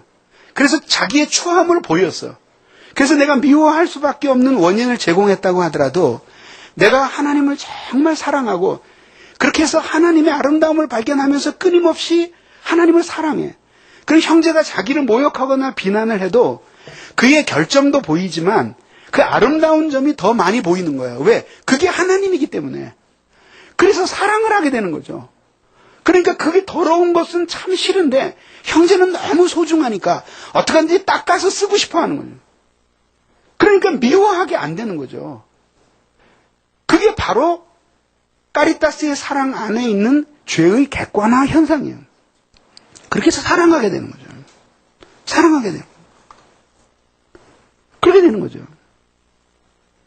그러면 이제 이것이 그러니까 이미 한 형제가 아주 명백하게 잘못해서 자신에게 모욕을 주거나 죄를 지었기 때문에 그 형제를 미워하게 된다고 하더라도 그것 때문에 미워하게 되어서 그래서 영혼이 계속 파괴되는 상태까지 들어가기 전에 이미 형제를 그렇게 쉽게 하는 사람은 하나님께 최소한 실증난 영혼의 상태에 있었다는 이야기가 되는 거예요. 실증난 영혼의 상태에 있었다는 이야기가 되는 거예요. 바로 그거예요. 바로 그거예요. 미움은 불과 같아요. 그래서 태울 수 있는 모든 것을 태워요. 정욕과 똑같아요. 불 붙지 않는 거는 못하지만 불 붙는 거는 모두 태워요. 그게 미움이에요. 그러면서 자신의 영혼이 그렇게 추루하게 변해가는 거예요. 이때에 누가 그 원인을 먼저 제공했는지 하는 것은 공의로우신 하나님의 판단에서 보면 그렇게 중요한 게 아니에요. 왜냐하면 원인을 이 형제가 제공했다고 하더라도 지금 네가 이 형제를 미워하고 있는 피해자라고 할지라도 네가 나를 사랑하고 영혼에 실증이 없었더라면 그걸 충분히 이길 수 있었을 텐데 이미 하나님께 실증이 난 거야. 근데 형제의 결함을 보는 거죠. 죽어라고 미워하다가 그 다음에 살인의 감정까지 품게 되는 거죠. 이것이 바로 형제를 미워하는 사람 그 안에는 영생이 없다라고 단언하는 이유라 이거죠. 그러면 이제 이런 것이 공동생활 속에 어떻게 영향을 미치는가? 공동생활과 미움의 관계로 들어가서 좀 더 생각해 보도록 하겠습니다. 우선 생각할 수 있는 것은 공동생활과 일치의 문제예요. 자, 한번 보십시오. 우리의 몸이 있는데 우리의 몸을 향한 우리의 소원은 무엇이겠어요? 우리의 몸을 향한 우리의 소원은 우리의 몸의 소원은 우리가 살아있는 동안은 우리의 뇌가 지시하는 대로 온 몸을 움직일 수 있어야 된다고 저는 생각을 해요. 이것이 우리의 몸을 향해 우리들이 원하는 바예요. 그런데 우리가 불행히도 이번에도 저는 그런 경고를 받았습니다만 이게 작년에 병원에 가서 건강검진을 해보니까 뒤에 올라가는 경동맥이 있는데 5년 전에는 안 그랬는데 5년 만에 검사를 해보니까 핏줄이 100이라면 31%가 막혔다는 거죠. 그러면서 뭐냐면 이런 사람들에게 중풍이 잘 일어나니까 조심하라. 그러면서 아스피린을 계속 먹고 그 혈액에 낀 노폐물은 이미 낀 거는 어쩔 수 없지만 더 이상 끼지 않도록 뭐 커피도 마시지 말고 뭐 뭐도 먹지 말고 그리고 다 그렇게 그 의사가 소상하게 설명을 해요. 그러면 예를 들면은 그렇게 해서 중풍이 온다고 칩시다. 탕 하고 풍이 와요. 그럼 어떻게 반신불수가 되겠죠? 그래서 이렇게 설교할 수가 없을 거예요. 이쪽에 감각이 마비가 되니까. 손도 움직일 수 없고 발도 제대로 움직일 수 없어서 남들의 부축을 받으면서 외다리로 걸어야 되는 상황이 발생하게 돼요. 이게 인간의 육체적인 불행이에요. 왜냐하면 그렇게 해가지고는 당장 설교를 못할 거 아니야. 그 다음에 글도 못 쓸 거 아니야. 입이라도 살아있어야지만 불러주면 다른 사람이 뵙겠을 텐데 말도 못해서 발음이 밖으로 샌다고 쳐보세요. 그 어떻게 될까? 요새 매일 그런 생각을 해요. 근데도 커피는 계속 먹고 싶어요. 이게 타락한 인간이에요, 이게. 예. 그래서 대수 좀 이틀에 한 잔만 먹으려고 지금 그러는데, 왜 그럼 딱 끊지 않냐? 그런 거 묻지 말라, 이제. 나도 죄인이다, 이제. 그래서 이제, 그렇게 되는 거예요. 그러면은 교회를 한번 보자, 이거죠. 교회는, 어쨌든 그리스도 예수의 몸이니까 아름다워요. 더 아름다우려면 어떻게 돼? 이 몸의 지체들이 모두 하나로 합쳐져서 머리이신 예수 그리스도께서 명령하시는 대로 달려가고 그 다음에 걸어가고 무릎을 꿇고 섬기고 일어나서 섬기고 허리를 구부려서 봉사하고 그 다음에 눈을 들어서 위를 쳐다보고 이럴 수 있는 기능을 머리이신 그리스도께서 생각하시는 대로 자유자재로 행할 수 있을 때 그때에 그것이 정말 아름다운 상태가 되잖아요. 온전한 탁월함을 가진 상태가 되는 거 아니에요. 그죠? 근데 그렇게 되기 위해서는 어떻게 해야 되냐면은 일치를 이루어야 돼요. 그래서 교회가 온전한 일치를 이루기 위해서는 자기 사랑을 다 꺾고 그리고 형제를 누구도 미워하지 않고 예수의 사랑에 합치되어서 그 사랑 안에서 일치를 이루어야 돼요. 그래서 예수님이 좋으신 것이 우리 모든 교회의 지체들이 다 좋고 예수님이 원하시는 것이 우리 모두 원하는 것이고 예수님이 싫은 것이 우리 모두 미워하는 것이에요. 그러니까 예수님이 하기 싫은 거는 우리도 하기 싫어요. 한마디로 얘기해서 교회가 그 마음속의 공동체가 예수의 심장을 품은 공동체가 되는 거죠. 그렇게 해서 완전한 일치를 이루는 것이 이상이에요. 근데 그런 일은 일어나지 않는다. 지상에 있는 교회에서는 일어나지 않는다. 그러면 왜 성경에서 끊임없이 일치를 이루라, 한 마음을 가지고 서로 뜻을 합하라고 우리에게 명령하시는 이유는 무엇인가? 그게 바로 프로그램적인 명령이에요. 그쪽으로 가라고 지시해 주시는 방향적인 명령이라 이거죠. 절대 완벽한 일치는 하늘나라에서는 가능하지만 이 세상에서는 가능하지 않아요. 그러면 우리의 목표는 뭐냐? 모든 사람들이 그렇게 현실적으로는 하나가 될 수 없는데 하나가 될 수 있을 것이라는 생각을 가지고 그렇게 끊임없이 되고자 하는 것, 이것이 교회의 이상이에요. 우리가 예수 그리스도를 닮을 수 있어요, 없어요? 온전히 예수 그리스도와 같아질 수 있어요, 없어요? 지상에서. 그러면 우리가 이 세상에서 그리스도 예수를 닮고자 하는 것은 가능해요, 안 가능해요? 그건 가능하잖아요. 도달하지 못하지만 그쪽 방향으로 계속 감으로써 하나님의 뜻에 부합하는 신자가 될 수 있는 거죠. 그걸 놓치고 나면 그 다음에는 도달할 수 없는 거죠. 밤중에 지금처럼 내비게이션이나 나침판이 없었던 시대에는 별을 보고 항해를 했잖아요. 북두칠성을 향하여 노를 저어가. 그 북두칠성에 도달할 수 있어요, 없어요? 그 목표는 북두칠성에 도달하는 게 아니라 그 길을 따라서 가다가 보면은 원하는 항로를 찾아가는 거예요. 예수 그리스도와 같이 온전해질 수는 없어요. 그러나 온전해지고자 하고 그쪽으로 갈 때에 우리는 하나님이 우리에게 명하신 그 올바른 길을 따라갈 수 있는 거죠. 예수님의 형상은 북두칠성과 같은 거예요. 우리 도달할 수 없어요. 누구도 나는 이제 예수를 완전히 빼닮았다 이렇게 얘기할 수 있는 사람은 정신병자가 되기 전까지는 일어날 수 없는 일이에요. 그렇게 가는 거죠.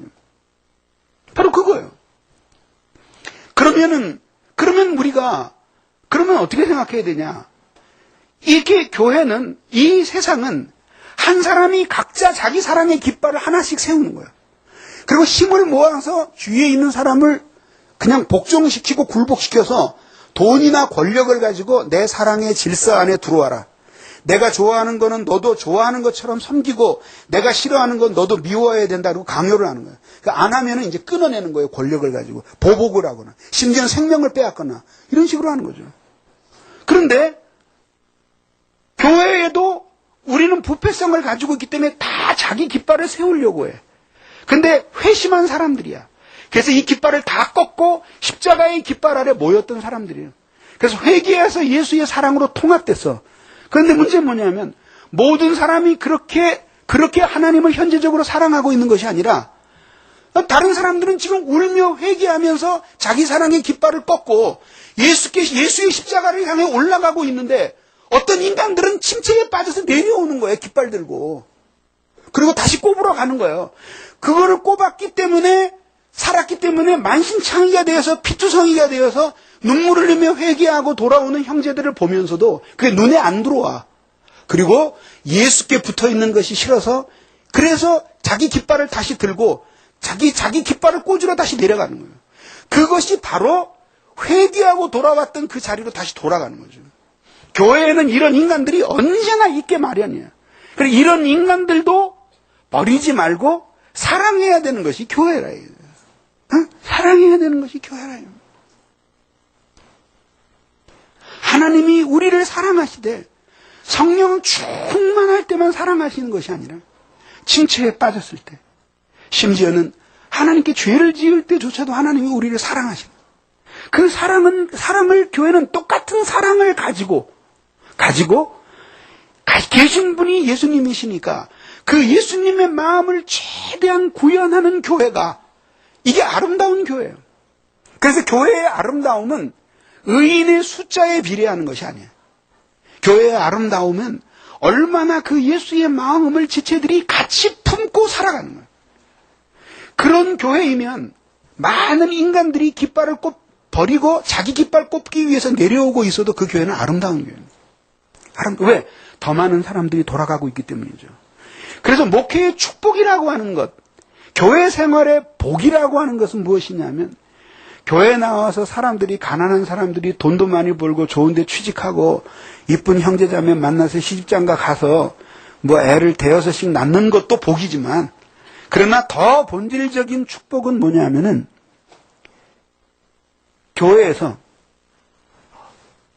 이 지상에 있기 때문에 은혜를 받았던 성도 중에도 자기 깃발을 꼽기 위해서 그 언덕에서 내려와서 다시 세상으로 내려가는 이 미끄러지는 인간들이 없을 수는 없지만은 그것보다 더 많은 영혼들이 하나님 앞에 그렇게 자기 깃발을 꺾고 눈물을 흘리며 골고다 언덕으로 올라가는 것, 그래서 그 언덕에서 사랑의 합치를 이루는 것, 이것이 목회의 축복이고 교회의 행복이에요. 허락하는 거예요. 그런데 교회에서 올바로 하나님과의 관계를 가지고 교회에서 울려 퍼지는 하나님의 음성에 귀를 기울이고 형제들의 용서와 사랑과 돌봄을 받으면서 자라는 사람들은 미끄러져도 희망이 있어요. 왜냐하면 절대로 그가 미끄러졌다고 하더라도 결코 영원히 미끄러질 수 없기 때문에. 왜? 그는 이미 하나님이 택하신 사람이기 때문에 그 자신이 아무리 미끄러져도 영원히 미끄러져서는 살 수 없는 본성을 하나님이 주신 거예요. 그래서 다시 하나님의 말씀이 울려 퍼지면 다시 돌아오는 거예요. 그걸 하나님께서 주시는 거예요. 그렇게 하면서 공동생활 속에서 일치가 이루어지게 되는 거죠. 그러면 이제 이렇게 미움이라고 하는 감정은 결국은 내려와서 자기 깃발 꽂고 자기 사랑의 질서에 파문을 그리는 데서 생겨나는 현상이에요. 예수께 온전히 합치되고 예수만 사랑하는 사람들의 마음속에는 미움이 존재할 수가 없는 거죠. 잠시 그런 생각이 들어도 그는 금방 떨쳐버리고 예수 안에서 아름다움을 발견하는 것처럼 지체 안에서 더 큰 아름다움을 발견하면서 그렇게 해서 하나님 앞에 사랑의 삶을 살아가는 거죠. 근데 그렇게 하지를 않아요. 그럼 미끄러지는 거죠. 그러면은 보세요. 그렇게 해서 끊임없이 자기 깃발을 꺾고 그렇게 그리스도 예수의 골고다 언덕으로 올라가서 사랑으로 일치를 이룸으로써 교회는 예수께 순종하는 아름다운 교회가 돼. 그런데 내가 내 중심의 깃발을 꽂고 그리고 그 깃발 아래서 사람들을 판단하고 집요하게 미워해요. 그리고 용서하지 않아. 그리고 지속적으로 거부하고 싫어하고 혐오하려고 마음의 작용을 의지적으로 선택해요. 그렇게 될 때 영혼은 파괴되죠. 파괴되는 건 자기 안에 일어나지만 자기 바깥에서도 일이 일어나요. 그 일어나는 일이 뭐냐면 둘이 함께 사람들끼리 서로 분쟁하게 되는 거예요. 그러면서 여기에서 무슨 문제가 나오냐 하면은 이제 다툼이 일어나게 되고 그 다툼을 통해서 미움이 증폭되게 되는 거예요. 증폭되게 되는 거예요. 그래서 누군가를 미워하게 되었는데 이것들을 전혀 내색하지 않고 하나님과의 관계에서 청산하면 그것으로 파문은 끝나. 근데 그것을 미움을 가지고 사람들에게 내세우면서 다툼을 일으키게 되는 거죠. 미움이라는 감정이 들게 되면 분노의 감정, 미움의 감정이 생겨나게 되면 즉각적으로 마음 자체가, 잘 들으세요. 분노하고 미워하는 감정은 즉각적으로 이 마음 안에서 언어의 용광로를 만들어내요. 그러니까 여기서 수많은 언어가 막 솟아나는 거예요. 이거는 애정과 사랑의 감정도 마찬가지예요. 그래서 누군가를 깊이 사랑하고 사랑에 빠지게 되면은 그 다음에는 잠이 안 와. 언어가 막 생겨나게 되는 거죠. 저희 부부가 잠을 못 이루는 적이 있는데 그게 언제냐 하면 주일날 하나님의 은혜가 많이 쏟아졌을 때요. 밤새도록 침대에 앉아서 잠이 안 와요. 그게 뭐냐면 하나님이 나를 사랑하시고 교회를 사랑하신다는 것이 느껴졌어요. 그래서 하나님의 놀라운 역사가 예배 중에 일어나게 되었어요. 그럼 뭐냐면 이야기하고 싶은 것이 많이 생겨나는 거예요. 사랑이라는 감정은 즉각적으로 언어의 용광로를 만들어요. 그 용광로에서 막 온갖 종류의 언어들이 막 생겨나게 되는 거예요. 끝이 없는 거예요. 하나님에게 실증난 사람들은 대개 말이 없어요. 특별히 맨날 뭐든지 물어보면 모른대요. 특히 신령한 것들에 대해서 물어보면 모른대요. 영적인 침체에 빠졌다고 상담을 왔는데 이런 상태에 빠진 것에 대해서 어떻게 해서 이런 경로에 빠지게 됐지 몰라요. 이렇게 살아갈 때 하나님께서 기뻐하실 것 같아? 몰라요. 다 몰라요. 그 대신 세상 것들에 대해서는 얼마나 할 얘기가 많은지 몰라요.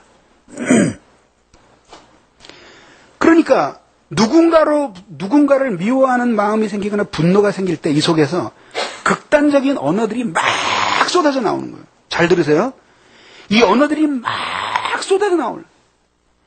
근데 이것은 말이지 마치 인간 속에 음란한 마음이 꽉 찬 거하고 비슷해요. 음욕이 꽉 차게 되면 이걸 해소하지 않으면 막 이 속에서 고통스럽잖아요.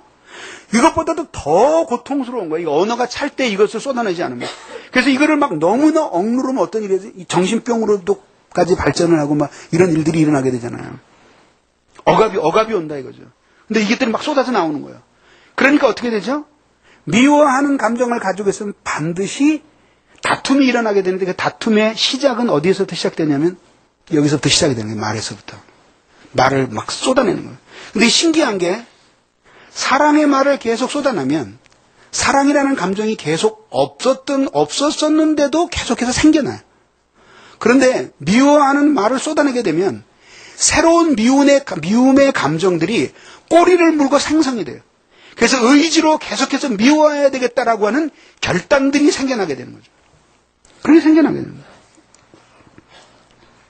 에모토, 일본 사람인데 에모토 마사루라고 하는 사람이 있었습니다.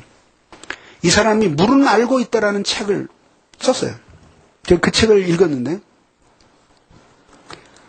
물을 얼렸다가 서서히 녹이면 마이너스 2도씨에서 물로 변하면서 한 2초 내지 3초 동안만 물의 고유한 결정이 나타나요. 그걸 현미경으로 찍었어요.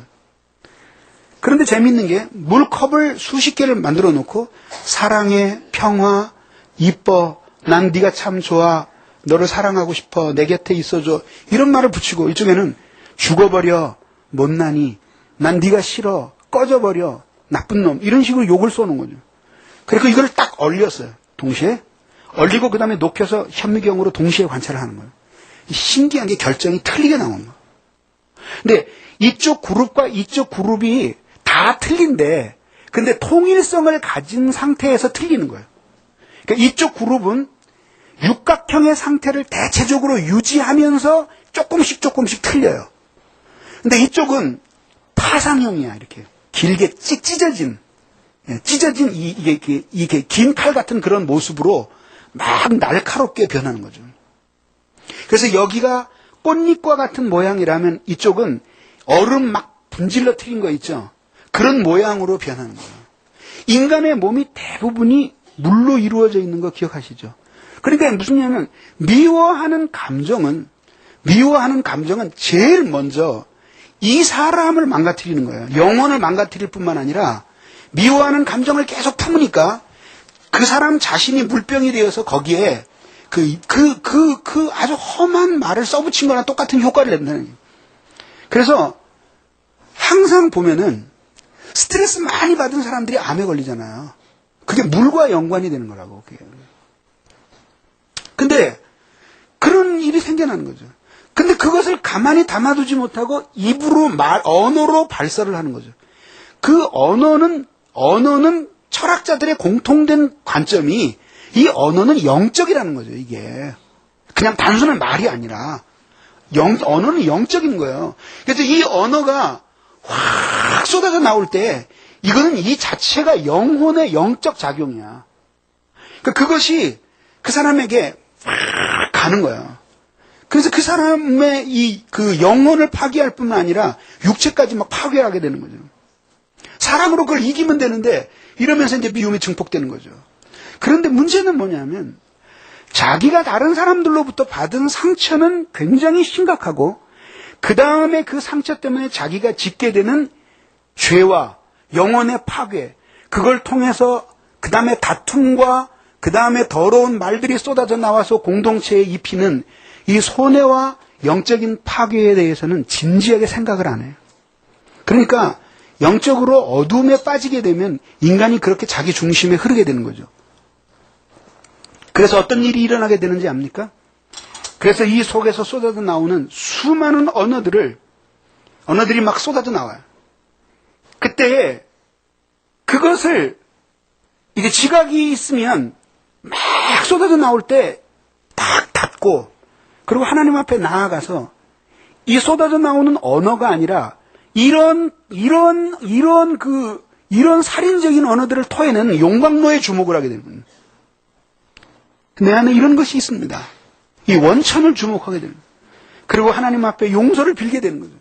내 안에 어떤 이런 용광로가 있어서 형제와 공동체에 대해서 이렇게 모욕하는 언어들을 거침없이 쏟아낼 수 있는 이런 수많은 언어들이 생겨납니까? 이런 언어들이 있는 동안에 하나님의 아름다움의 찬송, 그리스도의 탁월하심에 대한 존귀와 존영, 그것을 노래하는 그 기쁨, 언어, 이런 것들은 다 사라져버리는 거거든요. 두 개가 공존할 수가 없어요. 그러면 하나님이 은혜를 주셔요. 그래서 이 원천들이 말라. 그래서 이 미움의 언어들까지도 마지막에 다 사라지는 거예요.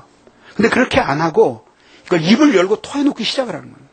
그러면 잘 알다시피 사랑할 때에도 사람들은 과장하고 사랑할 때도 어떤 남자가 그러더래요. 막 이게 콩코 뿌리시는 거지. 그 여자 손을 붙들고 당신의 눈은 정말 호수와 같습니다. 그러고 눈곱 낀 눈을 향해서 그렇게 얘기를 하는 거예요. 당신의 눈은 정말 호수와 같습니다. 그러니까 이제 여자가 그러더래요. 저 눈이 매우 나쁜데요. 그러니까 정정하겠습니다. 안개 낀 호수 같군요. 다 아름다워 보이는 거죠. 그렇게 사람들이 이 속에서 언어들이 막 쏟아져 나오는 거예요. 그러니까 항상 사랑하는 감정에서 쏟아져 나오는 언어도 과장이 있고 미워하는 감정에서 쏟아져 나오는 언어는 더욱더 비이성적인 광기가 그 속에 깃들어 있어서 수많은 조작과 과장, 허언들을 만들어내는 거예요. 그렇게 생산하는 동안에 그는 자신의 영혼은 계속 파괴되고 지체들을 실족시키고 하나님 앞에 계속 죄를 짓는 거예요. 그러면서 이제 진전이 되는 거예요. 그래서 그럴 때 막 쏟아져 나오는 이 언어들이 뭐냐 하면은 사실은 영적인 똥이야, 똥. 그래서 이게 입이 아니라 영적인 학문이 되는 거예요. 그래서 여기서 그 더러운 똥이 막 그냥 수없이 쉴 새 없이 쏟아지는 거예요. 한번 머릿속에서 그려보세요. 그 수없이 쏟아져 나오는 거예요. 입을 열고 다니는 곳마다 막 수없이 쏟아내는 거예요. 어느 순간에 입을 닫고 딱 그쳐요. 네? 근데 자신은 이제 잊어버렸다고 하는데 토해놓은 그 똥들은 여전히 지체들을 온몸을 더럽히고 영혼을 더럽히면서 이 공동체 속에서 악취를 풍기는 거예요. 그럼 사실 그 죄가 맨 처음에 이 형제로 하여금 그 형제로 하여금 누군가가 미추함을 보여주어서 밉게 만들었던 그 이상의 죄일 수가 있는 거죠. 그래서 뭐냐면 우리의 온 몸의 지체 가운데 가장 늦게 성화되는 곳이 있어요. 그게 뭐냐면 혀예요, 혀. 그렇게 복음 안전하던 사람도 은혜의 물에 잠기고 발목이 은혜의 물에 잠기면 복음 전하러 가요. 그렇게 기도하지 않던 인간인데 무릎까지 은혜가 차면 무릎을 꿇어요. 그렇게 거만해서 봉사하지 않았는데 허리까지 은혜의 물이 차면 허리를 구부리고 자기보다 낮은 지체들을 섬겨요. 예? 그리고 그 은혜가 목까지 가득 차게 되면 그 손 가지고 하나님께 봉사하면서 살아가요. 은혜의 물에 풍덩 잠겨도 죽을 때까지 물에 잠기지 않겠다고 떠오르는 3치짜리 지체가 있는데 그게 바로 혀야, 혀요. 나는 이것을 말이죠. 교회를 하면서, 목회를 하면서 절실하게 그전에는 경험을 별로 못했어요. 개척교회를 시작을 했는데, 그 지하실에 냄새나고, 일주일이면 몇 번씩 물난리가 나는 교회에 사연이 없는 사람들이 왜 등록을 하겠어요? 그 좋은 교회 내버려두고. 그렇지 않겠어요? 그 교회에서 등록을 해서 예배 시간마다 저희들이 성도들이 너무 울어서 설교를 계속하지 못하던 때가 여러 번 있었어요. 그렇게 은혜를 받는 사람들이라면 생애적으로 주님 만난 사람들이고 주님께 목숨을 건 사람들이거든요. 그렇지 않아요. 그런데 어쩜 그렇게 말을 막 하는지 나는 이해를 할 수 없었어요.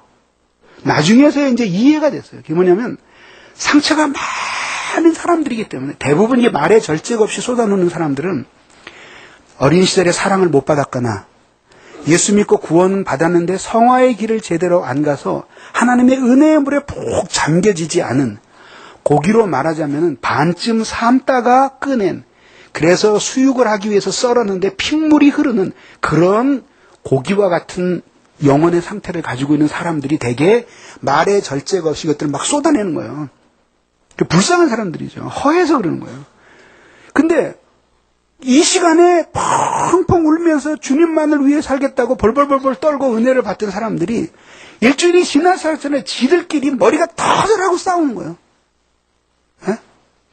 그리고 참 신기한 게 그렇게 생애적으로 하나님 만난 사람들은 웬만해서 화해를 안 해. 왜? 각자 하나님에 대해서 확신을 갖고 있으니까 여호와는 내 편이시라는 거지. 정신병자들이야. 내가 오죽했으면 말 가지고 7중가를 설교를 했어요. 시리즈로. 꼭 이게 한 7년 전까지도 그 필독 시리즈였어요. 그냥 교회에서 일어난 모든 미움과 다툼의 99% 이상이 말이에요. 그러니까 말만 없으면은 기름이 끼얹어진 집과 같아요. 기름은 아무리 끼얹어도 불은 안 나. 근데 말이 성냥이야. 탁 하고 불을 붙이는 거예요. 확 타는 거예요. 기름이 뿌려져 있어도 시간이 지나면 다 증발돼서 불 안 나거든요. 근데 누군가가 말을 해서 성냥불을 던지는 거예요. 확 타는 거예요. 결국은 하나님 앞에 다 마지막 날에 헤아림을 받아야 됩니다. 그렇게 놓고 자신이 억제할 수 없는 언어 하나를 가지고 교회를 더럽히면서 그리스도의 몸을 상처내는 거죠. 이런 일들이 생겨나게 되는 거예요. 그래서 결국은 화해가 필요하다라고 하는, 조금만 더. 그럼 말의 문제가 생겨나게 되는 거예요. 그래서 결국은 한편으로는 그런 미움의 감정들이 생겨날 때, 그때에 아주 단순한 격언을 가져야 돼. 말을 말고, 그 다음에 듣지 말고, 보지 말아야 돼. 제가 여자는 아니지만은 나는 이 목회하면서 난 시집살이 한다 이렇게 생각되는 거거든요. 어떤 사람은 목회가 행복하다 그러는데, 나 행복하지 않아요. 전혀 행복하지 않아요. 영혼을 돌보면은 기쁜 때도 있고 즐거운 때도 있죠. 그래서 전체적으로는 행복하지 않아요. 고난의 길인데 어떻게 그게 행복할 수 있겠어요? 예? 항상 가슴에 새겨요. 이 땅에 내 인생을 마름하는 그날까지 시집온 며느리예요. 참고 벙어리가 되고 눈이 있어도 보지 말고 귀가 있지만 듣지 말고 그래야지만 여러분들을 사랑할 수가 있어요. 하면서 살아가는 거예요. 언젠가 어느 곳에 갔는데 연세 드신 어느 목사님을 뵈었어요. 목사님이 자신을 소개하는데 알고 보니까 그 목사님은 어느 교회 원로 목사님이고 그 원로 교회에서 지금 목회하시는 분은 제가 잘 아는 친구 목사님이에요. 근데 목사님이 저하고 같이 대화를 나누시다가 저에 대한 인상이 참 좋으셨던 모양이에요. 그래서 이제 제가 목사님께 이제 좀 이 목회 많이 하셨으니까 저도 좀 가르쳐 주십시오 하면서 대화를 나누는 가운데 이 노인분이 마음이 확 풀렸어요. 그리고 당신 자신 교회 얘기를 하시는 거예요. 나 안 하셨으면 좋겠는데 하시는 거예요. 그래서 뭐라 그러냐면 이러는 거예요. 자기 후임 목사가 내 친구라고 분명히 얘기했는데도 굉장히 안 좋게 말씀을 하시는 거예요. 그래서 결국은 제가 이렇게 말씀을 막으면서 좋은 얘기를 해서 헤어졌어요. 그 다음에 그 목사를 만났어요. 근데 아무 말 하지 말아야지 그러고 있었는데 말이 나 하고 싶더라고요. 그게 참 인간이야. 막 하고 싶어. 그래서 그 형제를 만나서 야, 네 원로 목사님이 그러는데 네가 와서 교회 다 망가뜨려 놓는다 그러더라. 근데 그렇게 얘기했겠어요? 안 하죠. 그래서 야, 너네 교회 원로 목사님 만났는데 목사님이 너 정말 목회 열심히 한다고 그러시더라. 그러니까 이 젊은 목사가 뭐 활짝 웃어. 너무 좋아하는 거야. 정말 그래.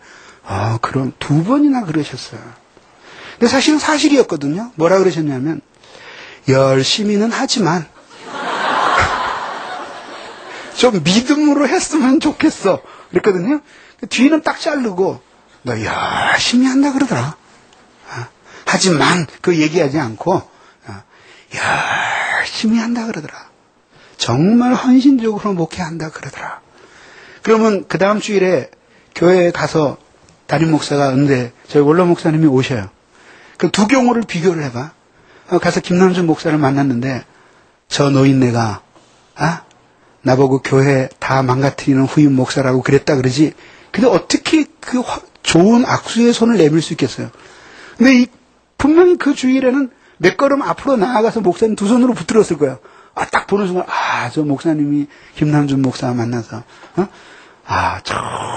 정말 우리 후임 목사가 열심히 목회합디다 이랬대지. 내가 정말 열심히 하나 봐. 그럴 거 아니에요. 그렇게 한편으로는 말을 고루어서 그 말을 바꾸어서 화해하고 일치를 이룰 수 있게끔 그런 역할들을 해나가야 된다라고 하는 거죠. 그것이 바로 뭐예요? 근데 이러한 화해가 필요한 거죠. 근데 이 화해가 필요한데 이 화해의 필요에 대해서 생각하면서 우리들은 또 하나 생각하지 않을 수 없는 것이 뭐냐면 분노와 증오의 문제예요. 많은 사람들이 이 둘을 구별하지 못해요. 분노하고 미움은 틀린 거예요. 오늘 성경은 분노하는 자마다라고 말하지 않고 분노하는 자가 아니라 미워하는 자예요. 분노는 충동적으로 일어나는 어떤 대상에 대한 그 거부하는 감정이에요. 미움은 반복해서 의지적으로 그것을 선택하는 거예요. 그러니까 분노는 한순간에 확 일어나는 일들은 있을 수 있는 거죠. 그래서 성경이 뭐라 그러냐면은 분을 품되 죄를 짓지 말며 해가 질 때까지 분노하되 죄를 짓지 말며 그리고 해가 질 때까지 그것을 가슴에 품지 마라. 분노를 품으면 그것이 이제 미움과 혐오의 감정으로 변하게 되는 거예요.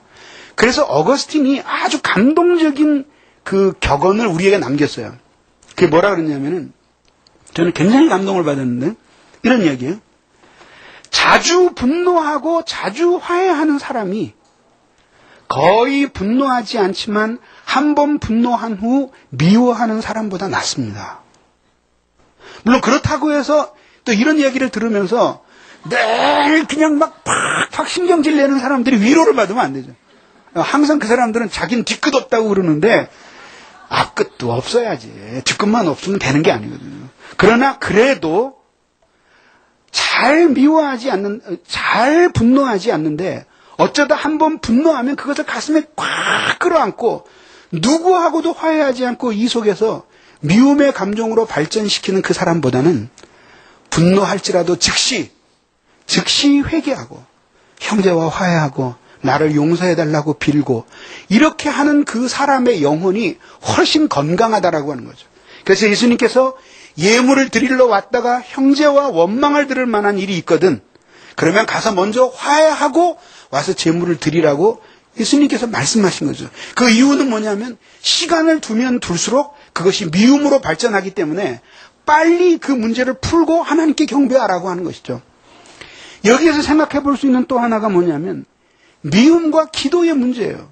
일단 미워하게 되면 즉각적으로 하나님의 심판이 시작이 돼요. 그 심판이 뭐냐면 기도할 수 없는 거예요. 내가 미워하는 마음이 지금 생겨도 교회를 못 나가거나 하던 일을 할 수 없거나 갑자기 사업에 부도가 나거나 가족이 누가 죽거나 하는 일이 일어나는 건 아니에요. 그런데 즉각적인 하나님의 심판이 오는 것이 뭐냐면 기도가 안 되기 시작하는 거죠. 기도가 안 되기 시작하는 거죠. 그래서 결국은 기도의 문이 막히게 돼. 어떻게 하든지 기도의 문은 열려 있어야지만 내가 혹시 잘못했더라도 기도를 하면 하나님이 은혜를 주시잖아요. 은혜가 사랑의 감화잖아. 그러니까 그 사랑의 감화를 받아서 나도 미워하고 자기도 부인하고 십자가도 지고 이렇게 하면서 살아갈 수 있을 텐데 하늘의 문이 딱 막히는 거죠. 그렇게 해가지고 모든 걸 다 하기는 하는데 하나님의 은혜의 감화가 없어. 그래서 사람들을 끊임없이 미워하고 한 번 미워한 감정을 이렇게 중화시킬 수 있는 은혜가 하늘 문이 막히고 그치는 거예요. 그러면 이 안에서 마치 햇빛이 차단됐을 때 수많은 곰팡이와 벌레들이 자라듯이 그런 식으로 계속해서 이제 막 융성하게 되는 거죠. 그래서 그것들이 자기를 삼켜버리는 거죠. 그렇게 해서 나중에는 자기가 왜 처음에 그를 그렇게 미워하게 됐는지 보다도 더 심각한 문제에 빠지게 되어서 유격에 흐르는 삶을 살게 되는 거죠. 그렇게 하면서 인간이 파멸로 가는 거죠. 그러니까 사단이 교회를 역사적으로 볼 때 교회를 파멸시키기 위한 사단의 고전적인 수법은 핍박이 아니었어요. 왜냐하면 핍박을 하면 순교자들의 피가 핍박의 주먹을 맞아서 튀면서 튄 곳에서 다시 생명의 역사가 일어나는 거예요. 그 핍박 가지고는 안 된다고 하는 것은 마귀도 너무나 잘 아는 거예요. 그러면 어떻게 되냐면 교회를 분쟁하게 하는 거예요. 그래서 미워하게 만드는 거죠. 오해와 불신이 가득 차게 만드는 거죠. 이러는 동안에 성도 각 사람을 향하여 열리고 있던 하는 물들이 하나씩 닫히게 하는 거예요. 여기 지금 여러분처럼 많은 사람들이 예배 드리고 있어요. 이 천정에 수천 개의 창문이 나 있다고 생각을 해요. 그리고 그 문이 다 열려 있어요. 그리고 환한 태양빛이 들어오겠죠. 그렇죠? 창문은 작아. 근데 한 사람 창문이 닫히면서 어두움이 들이우기 시작해요. 그래서 여러분들이 만약에 절반 이상의 문이 닫혔다고 생각하면 이 예배당은 아마 설교자를 바라볼 수 없을 정도로 어두움으로 가득 찬 예배당이 될 거예요. 그러니까 한 교회 전체를 막을 수는 없으니까 한 사람을 그런 식으로 막아버리는 거죠. 그래서 교회 전체를 어둡게 하는 거죠. 일단 어둡게 하고 나면 그 다음에는 진리가 주인이 아니라 그렇죠. 인간의 욕망이 주인이 되는 거예요.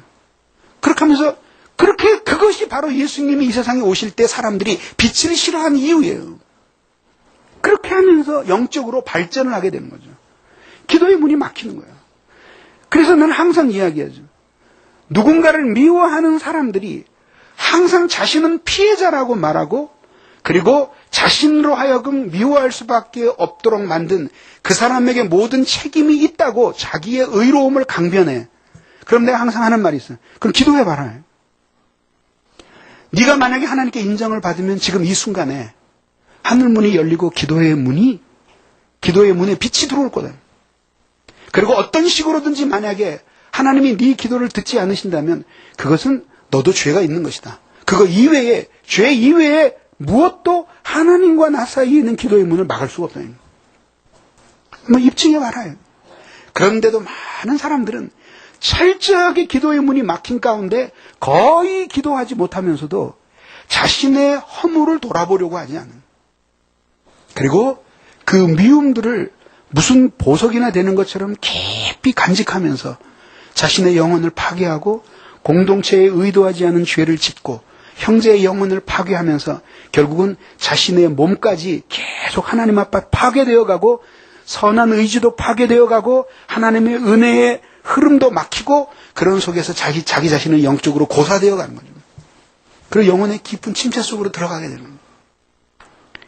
그 사람 마음속에는 지금 이 순간도 수많은 언어들이 용광로 속에서 자신의 옳음을 강변하는 수많은 언어들, 형제를 정죄하는 수많은 언어들이 솟아나고 있을 거예요.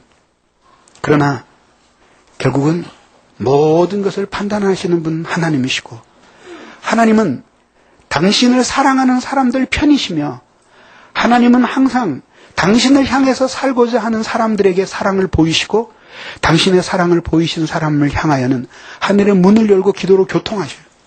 기도의 문이 막힌 사람들이 무슨 말을 할 수가 있겠느냐 얘기해요. 결국은 결론적으로 우리는 화해와 관용의 삶을 살아야 하는 것이에요. 우리는 이 세상에서 모든 상처를 안고 혼자 도저히 살 수 없어서 아가페의 사랑 앞으로 나온 사람이에요. 거기서 하나님의 사랑의 그 지극히 크심과 위대하심을 발견했어요. 그래서 우리는 세상에 대한 미련을 버리고 그리스도의 십자가 아래서 우리 사랑의 깃발을 꺾었어요. 우리가 걸어온 인생의 길, 오늘 예수님을 만나고 주 안에서 살아가는 이 삶, 다른 사람은 우리 보고 너절한 인생을 살았다고 말할지 모르고 실패뿐인 불순종뿐인 인생을 살았다고 말할지 몰라도 우리는 그 이력서 한 줄 한 줄을 피눈물을 흘리면서 걸어온 사람들이에요. 그래서 우리는 우리 자신이 걸어온 모든 길을 동의할 수 없으나 사랑해요. 왜냐하면 거기에서 걸음걸음마다 주님의 인도가 있기 때문에 우리가 여기까지 왔기 때문이죠. 보십시오. 하나님이 어떠한 사랑을 주셔서 우리를 여기까지 인도하셔서 하나님의 자녀가 되게 하셨습니까? 우리 모두 한 사람 한 사람 눈물겨운 대하소설을 쓰면서 여기까지 걸어와서 오늘 이 교회에서 이 한 목회자에게 목양을 받으며 우리 한 형제가 되어서 그리스도의 몸으로 여기 살아가고 있어요. 나만 그런 눈물 나는 사연을 안고 여기 온 것이 아니에요. 다 들어보지 못했지만 내 옆에 있는 내가 미워하는 모든 지체들이 그렇게 살아왔어요.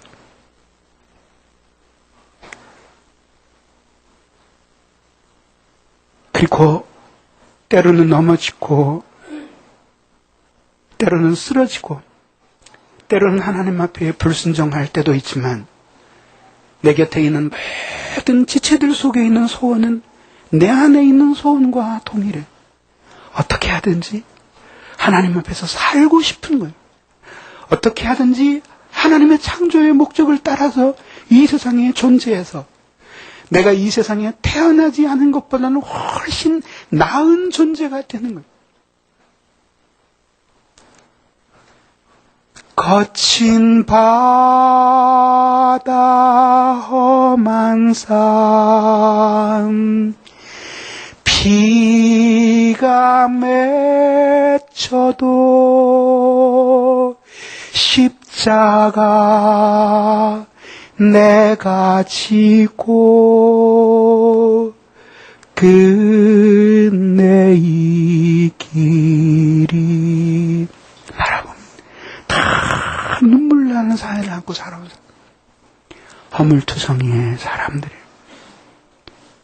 나는 목회자이지만 여러분들을 끊임없이 용서하는 위치에만 있지 않아요.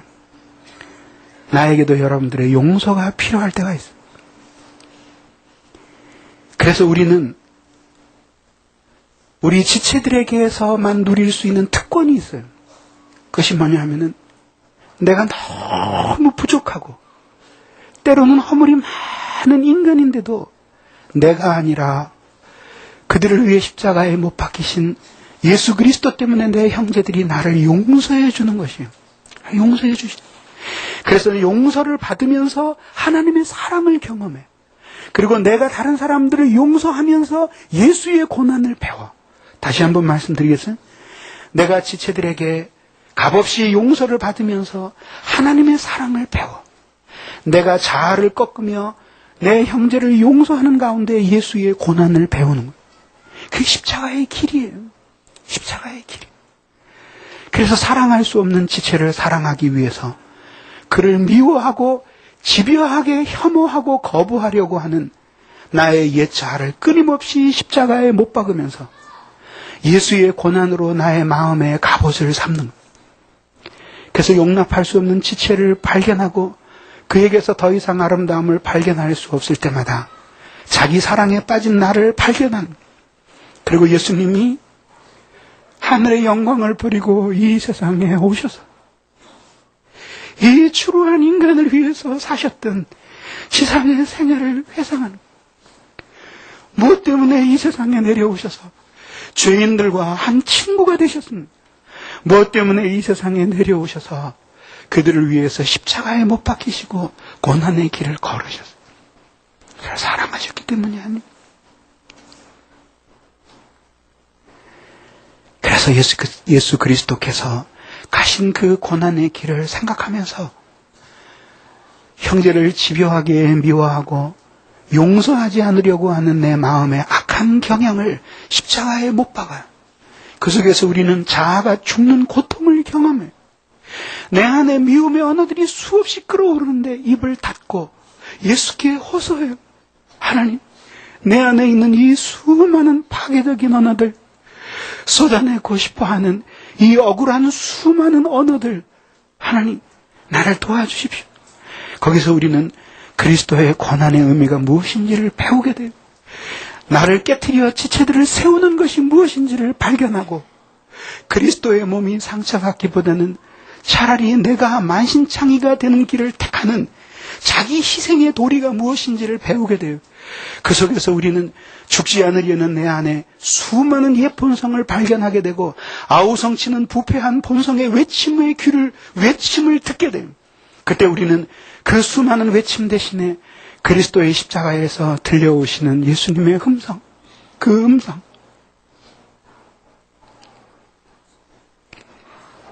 우리를 위해서 생명을 다 버리시면서 십자가에서 죽으시면서까지 저희의 죄를 용서해 달라고 기도하시던 그리스도 예수의 사랑의 심장을 배우는 것입니다. 우리는 그 십자가에서 들려오는 그 용서와 화해의 음성을 들으면서 우리 안에 아직까지도 진멸되지 않고 있는 가나안의 원주민 같은 수많은 악한 본성들을 발견하게 됩니다. 그러면서 하나님 앞에 회개하게 됩니다. 그러면서 하나님 앞에 내가 얼마나 죄인인가 하는 것을 미워할 수밖에 없는 형제의 존재를 통해서 깨닫게 되고, 그래서 나는 하나님의 은혜 없이는 살 수 없는 존재다. 내 자신의 자연적인 본성 가운데는 아무것도 이 카리타스의 사랑을 이룰 수 있는 것이 없고, 오직 내게 필요한 것은 매 순간 하늘을 열고 주께서 부어주시는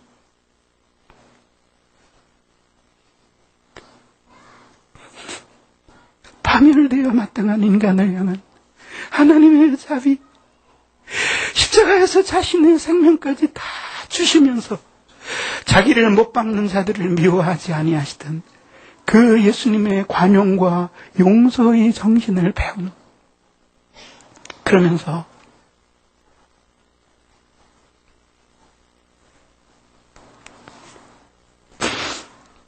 그리스도께서 우리를 위해서 십자가에서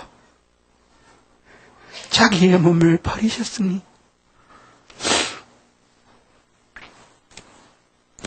나도 예수를 위해서 죽는 것이 마땅하다라는 결론에 이르게 되는 거예요.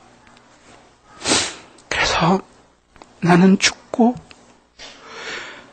지체들은 살고, 주님은 부유하셨지만 가난한 우리를 위해서 비천하게 되셨던 것처럼 나는 가난해지고, 내가 가난해지는 것 때문에 지체들은 부유해지고, 내가 버림을 받는 것 때문에 지체들은 하나님께 사랑을 받고, 그래서 존귀 영광 모든 권세는 주님이 받으시고 날마다 살아가는 공동체의 삶 속에서 멸시 천대 십자가는 내가 지고 걸어가는,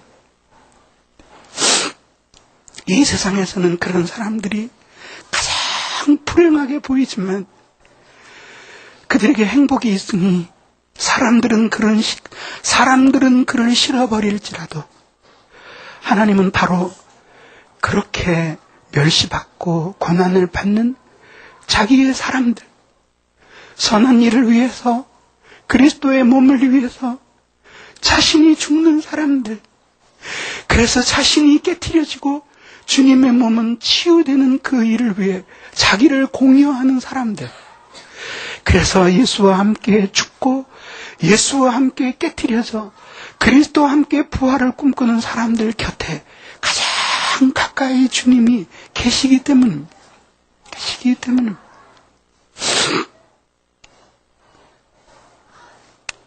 사랑하는 성도 여러분, 여러분들에겐 너무나 긴 설교였습니다. 그러나 내 안에는 아직 끝나지 않은 수많은 하나님의 언어가 있습니다.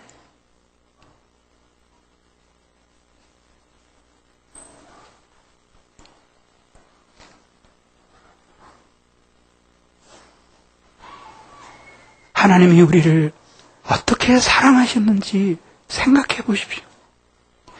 그리스도께서 십자가를 지고 죽으시면서 그 고난의 길을 오르시기 전에 우리에게 남기신 유언이 무엇이었습니까?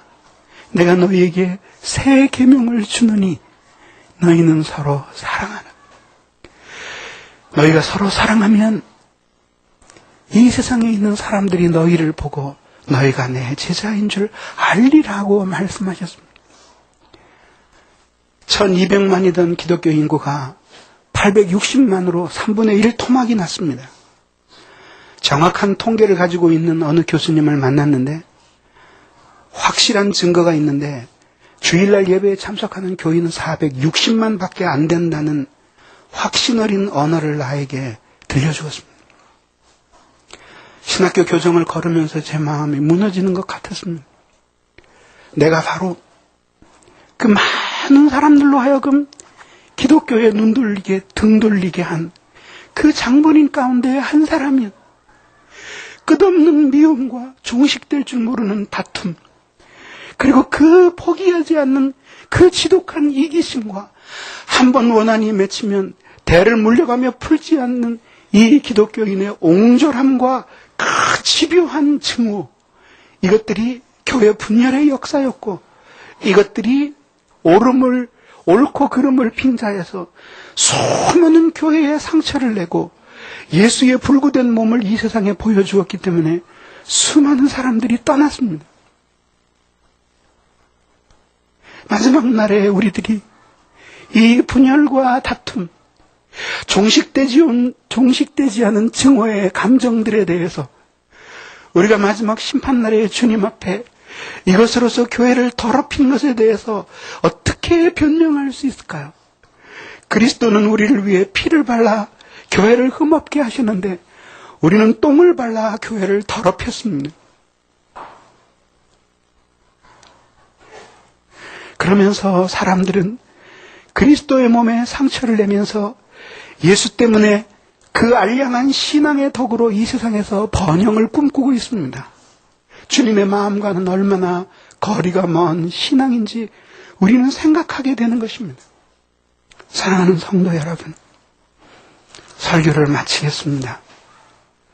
오늘 이 시간에 가슴에 깊이 눈을 감고 여러분들의 마음속에서 울려 퍼지는 예수의 음성에 귀를 기울여 보십시오. 들리지 않는다면 여러분들의 마음의 귀를 열어달라고 부르짖으십시오. 주님의 음성이 들려올 것입니다.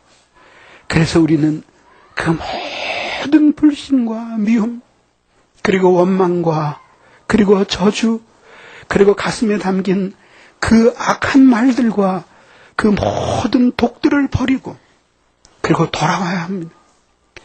그래서 우리는 용서받으며 하나님의 사랑을 배우고 지체들을 용서하는 어려움 속에서 예수의 고난을 배워갑니다. 그래서 그리스도께서 우리를 위해 피 흘리고 죽으신 그 고난을 마음의 갑옷으로 삼아 수많은 미움과 유혹의 화살을 이기고 그리스도께서 우리에게 명하신 사랑의 온전한 일치를 이루는 공동체로 나아가야 할 것입니다. 그 속에서 회심하지 않았던 영혼들은 회심하게 될 것이고, 미끄러졌던 영혼들은 다시 일어나게 될 것이며, 핍절하고 하나님을 등지며 거역했던 영혼들은 참여하게 될 것입니다. 이것이 바로 다시금 하나의 사랑의 질서로 통합되는 하나님의 교회의 행복입니다. 여러분들이 이 행복을 누리는 그리스도의 지체들이 되기를 바랍니다. 우리 같이 기도하겠습니다.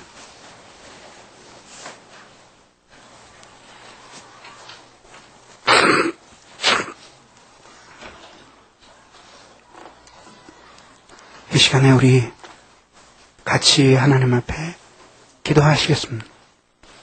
기도하실 때 하나님, 오늘 이 시간에도 저희들에게 은혜를 내려주십시오. 사랑과 미움 사이에 있는 진리의 빛과 그 안에서 일어난 어두운 우리의 영혼의 정신작용들을 탐구한 시간이었습니다.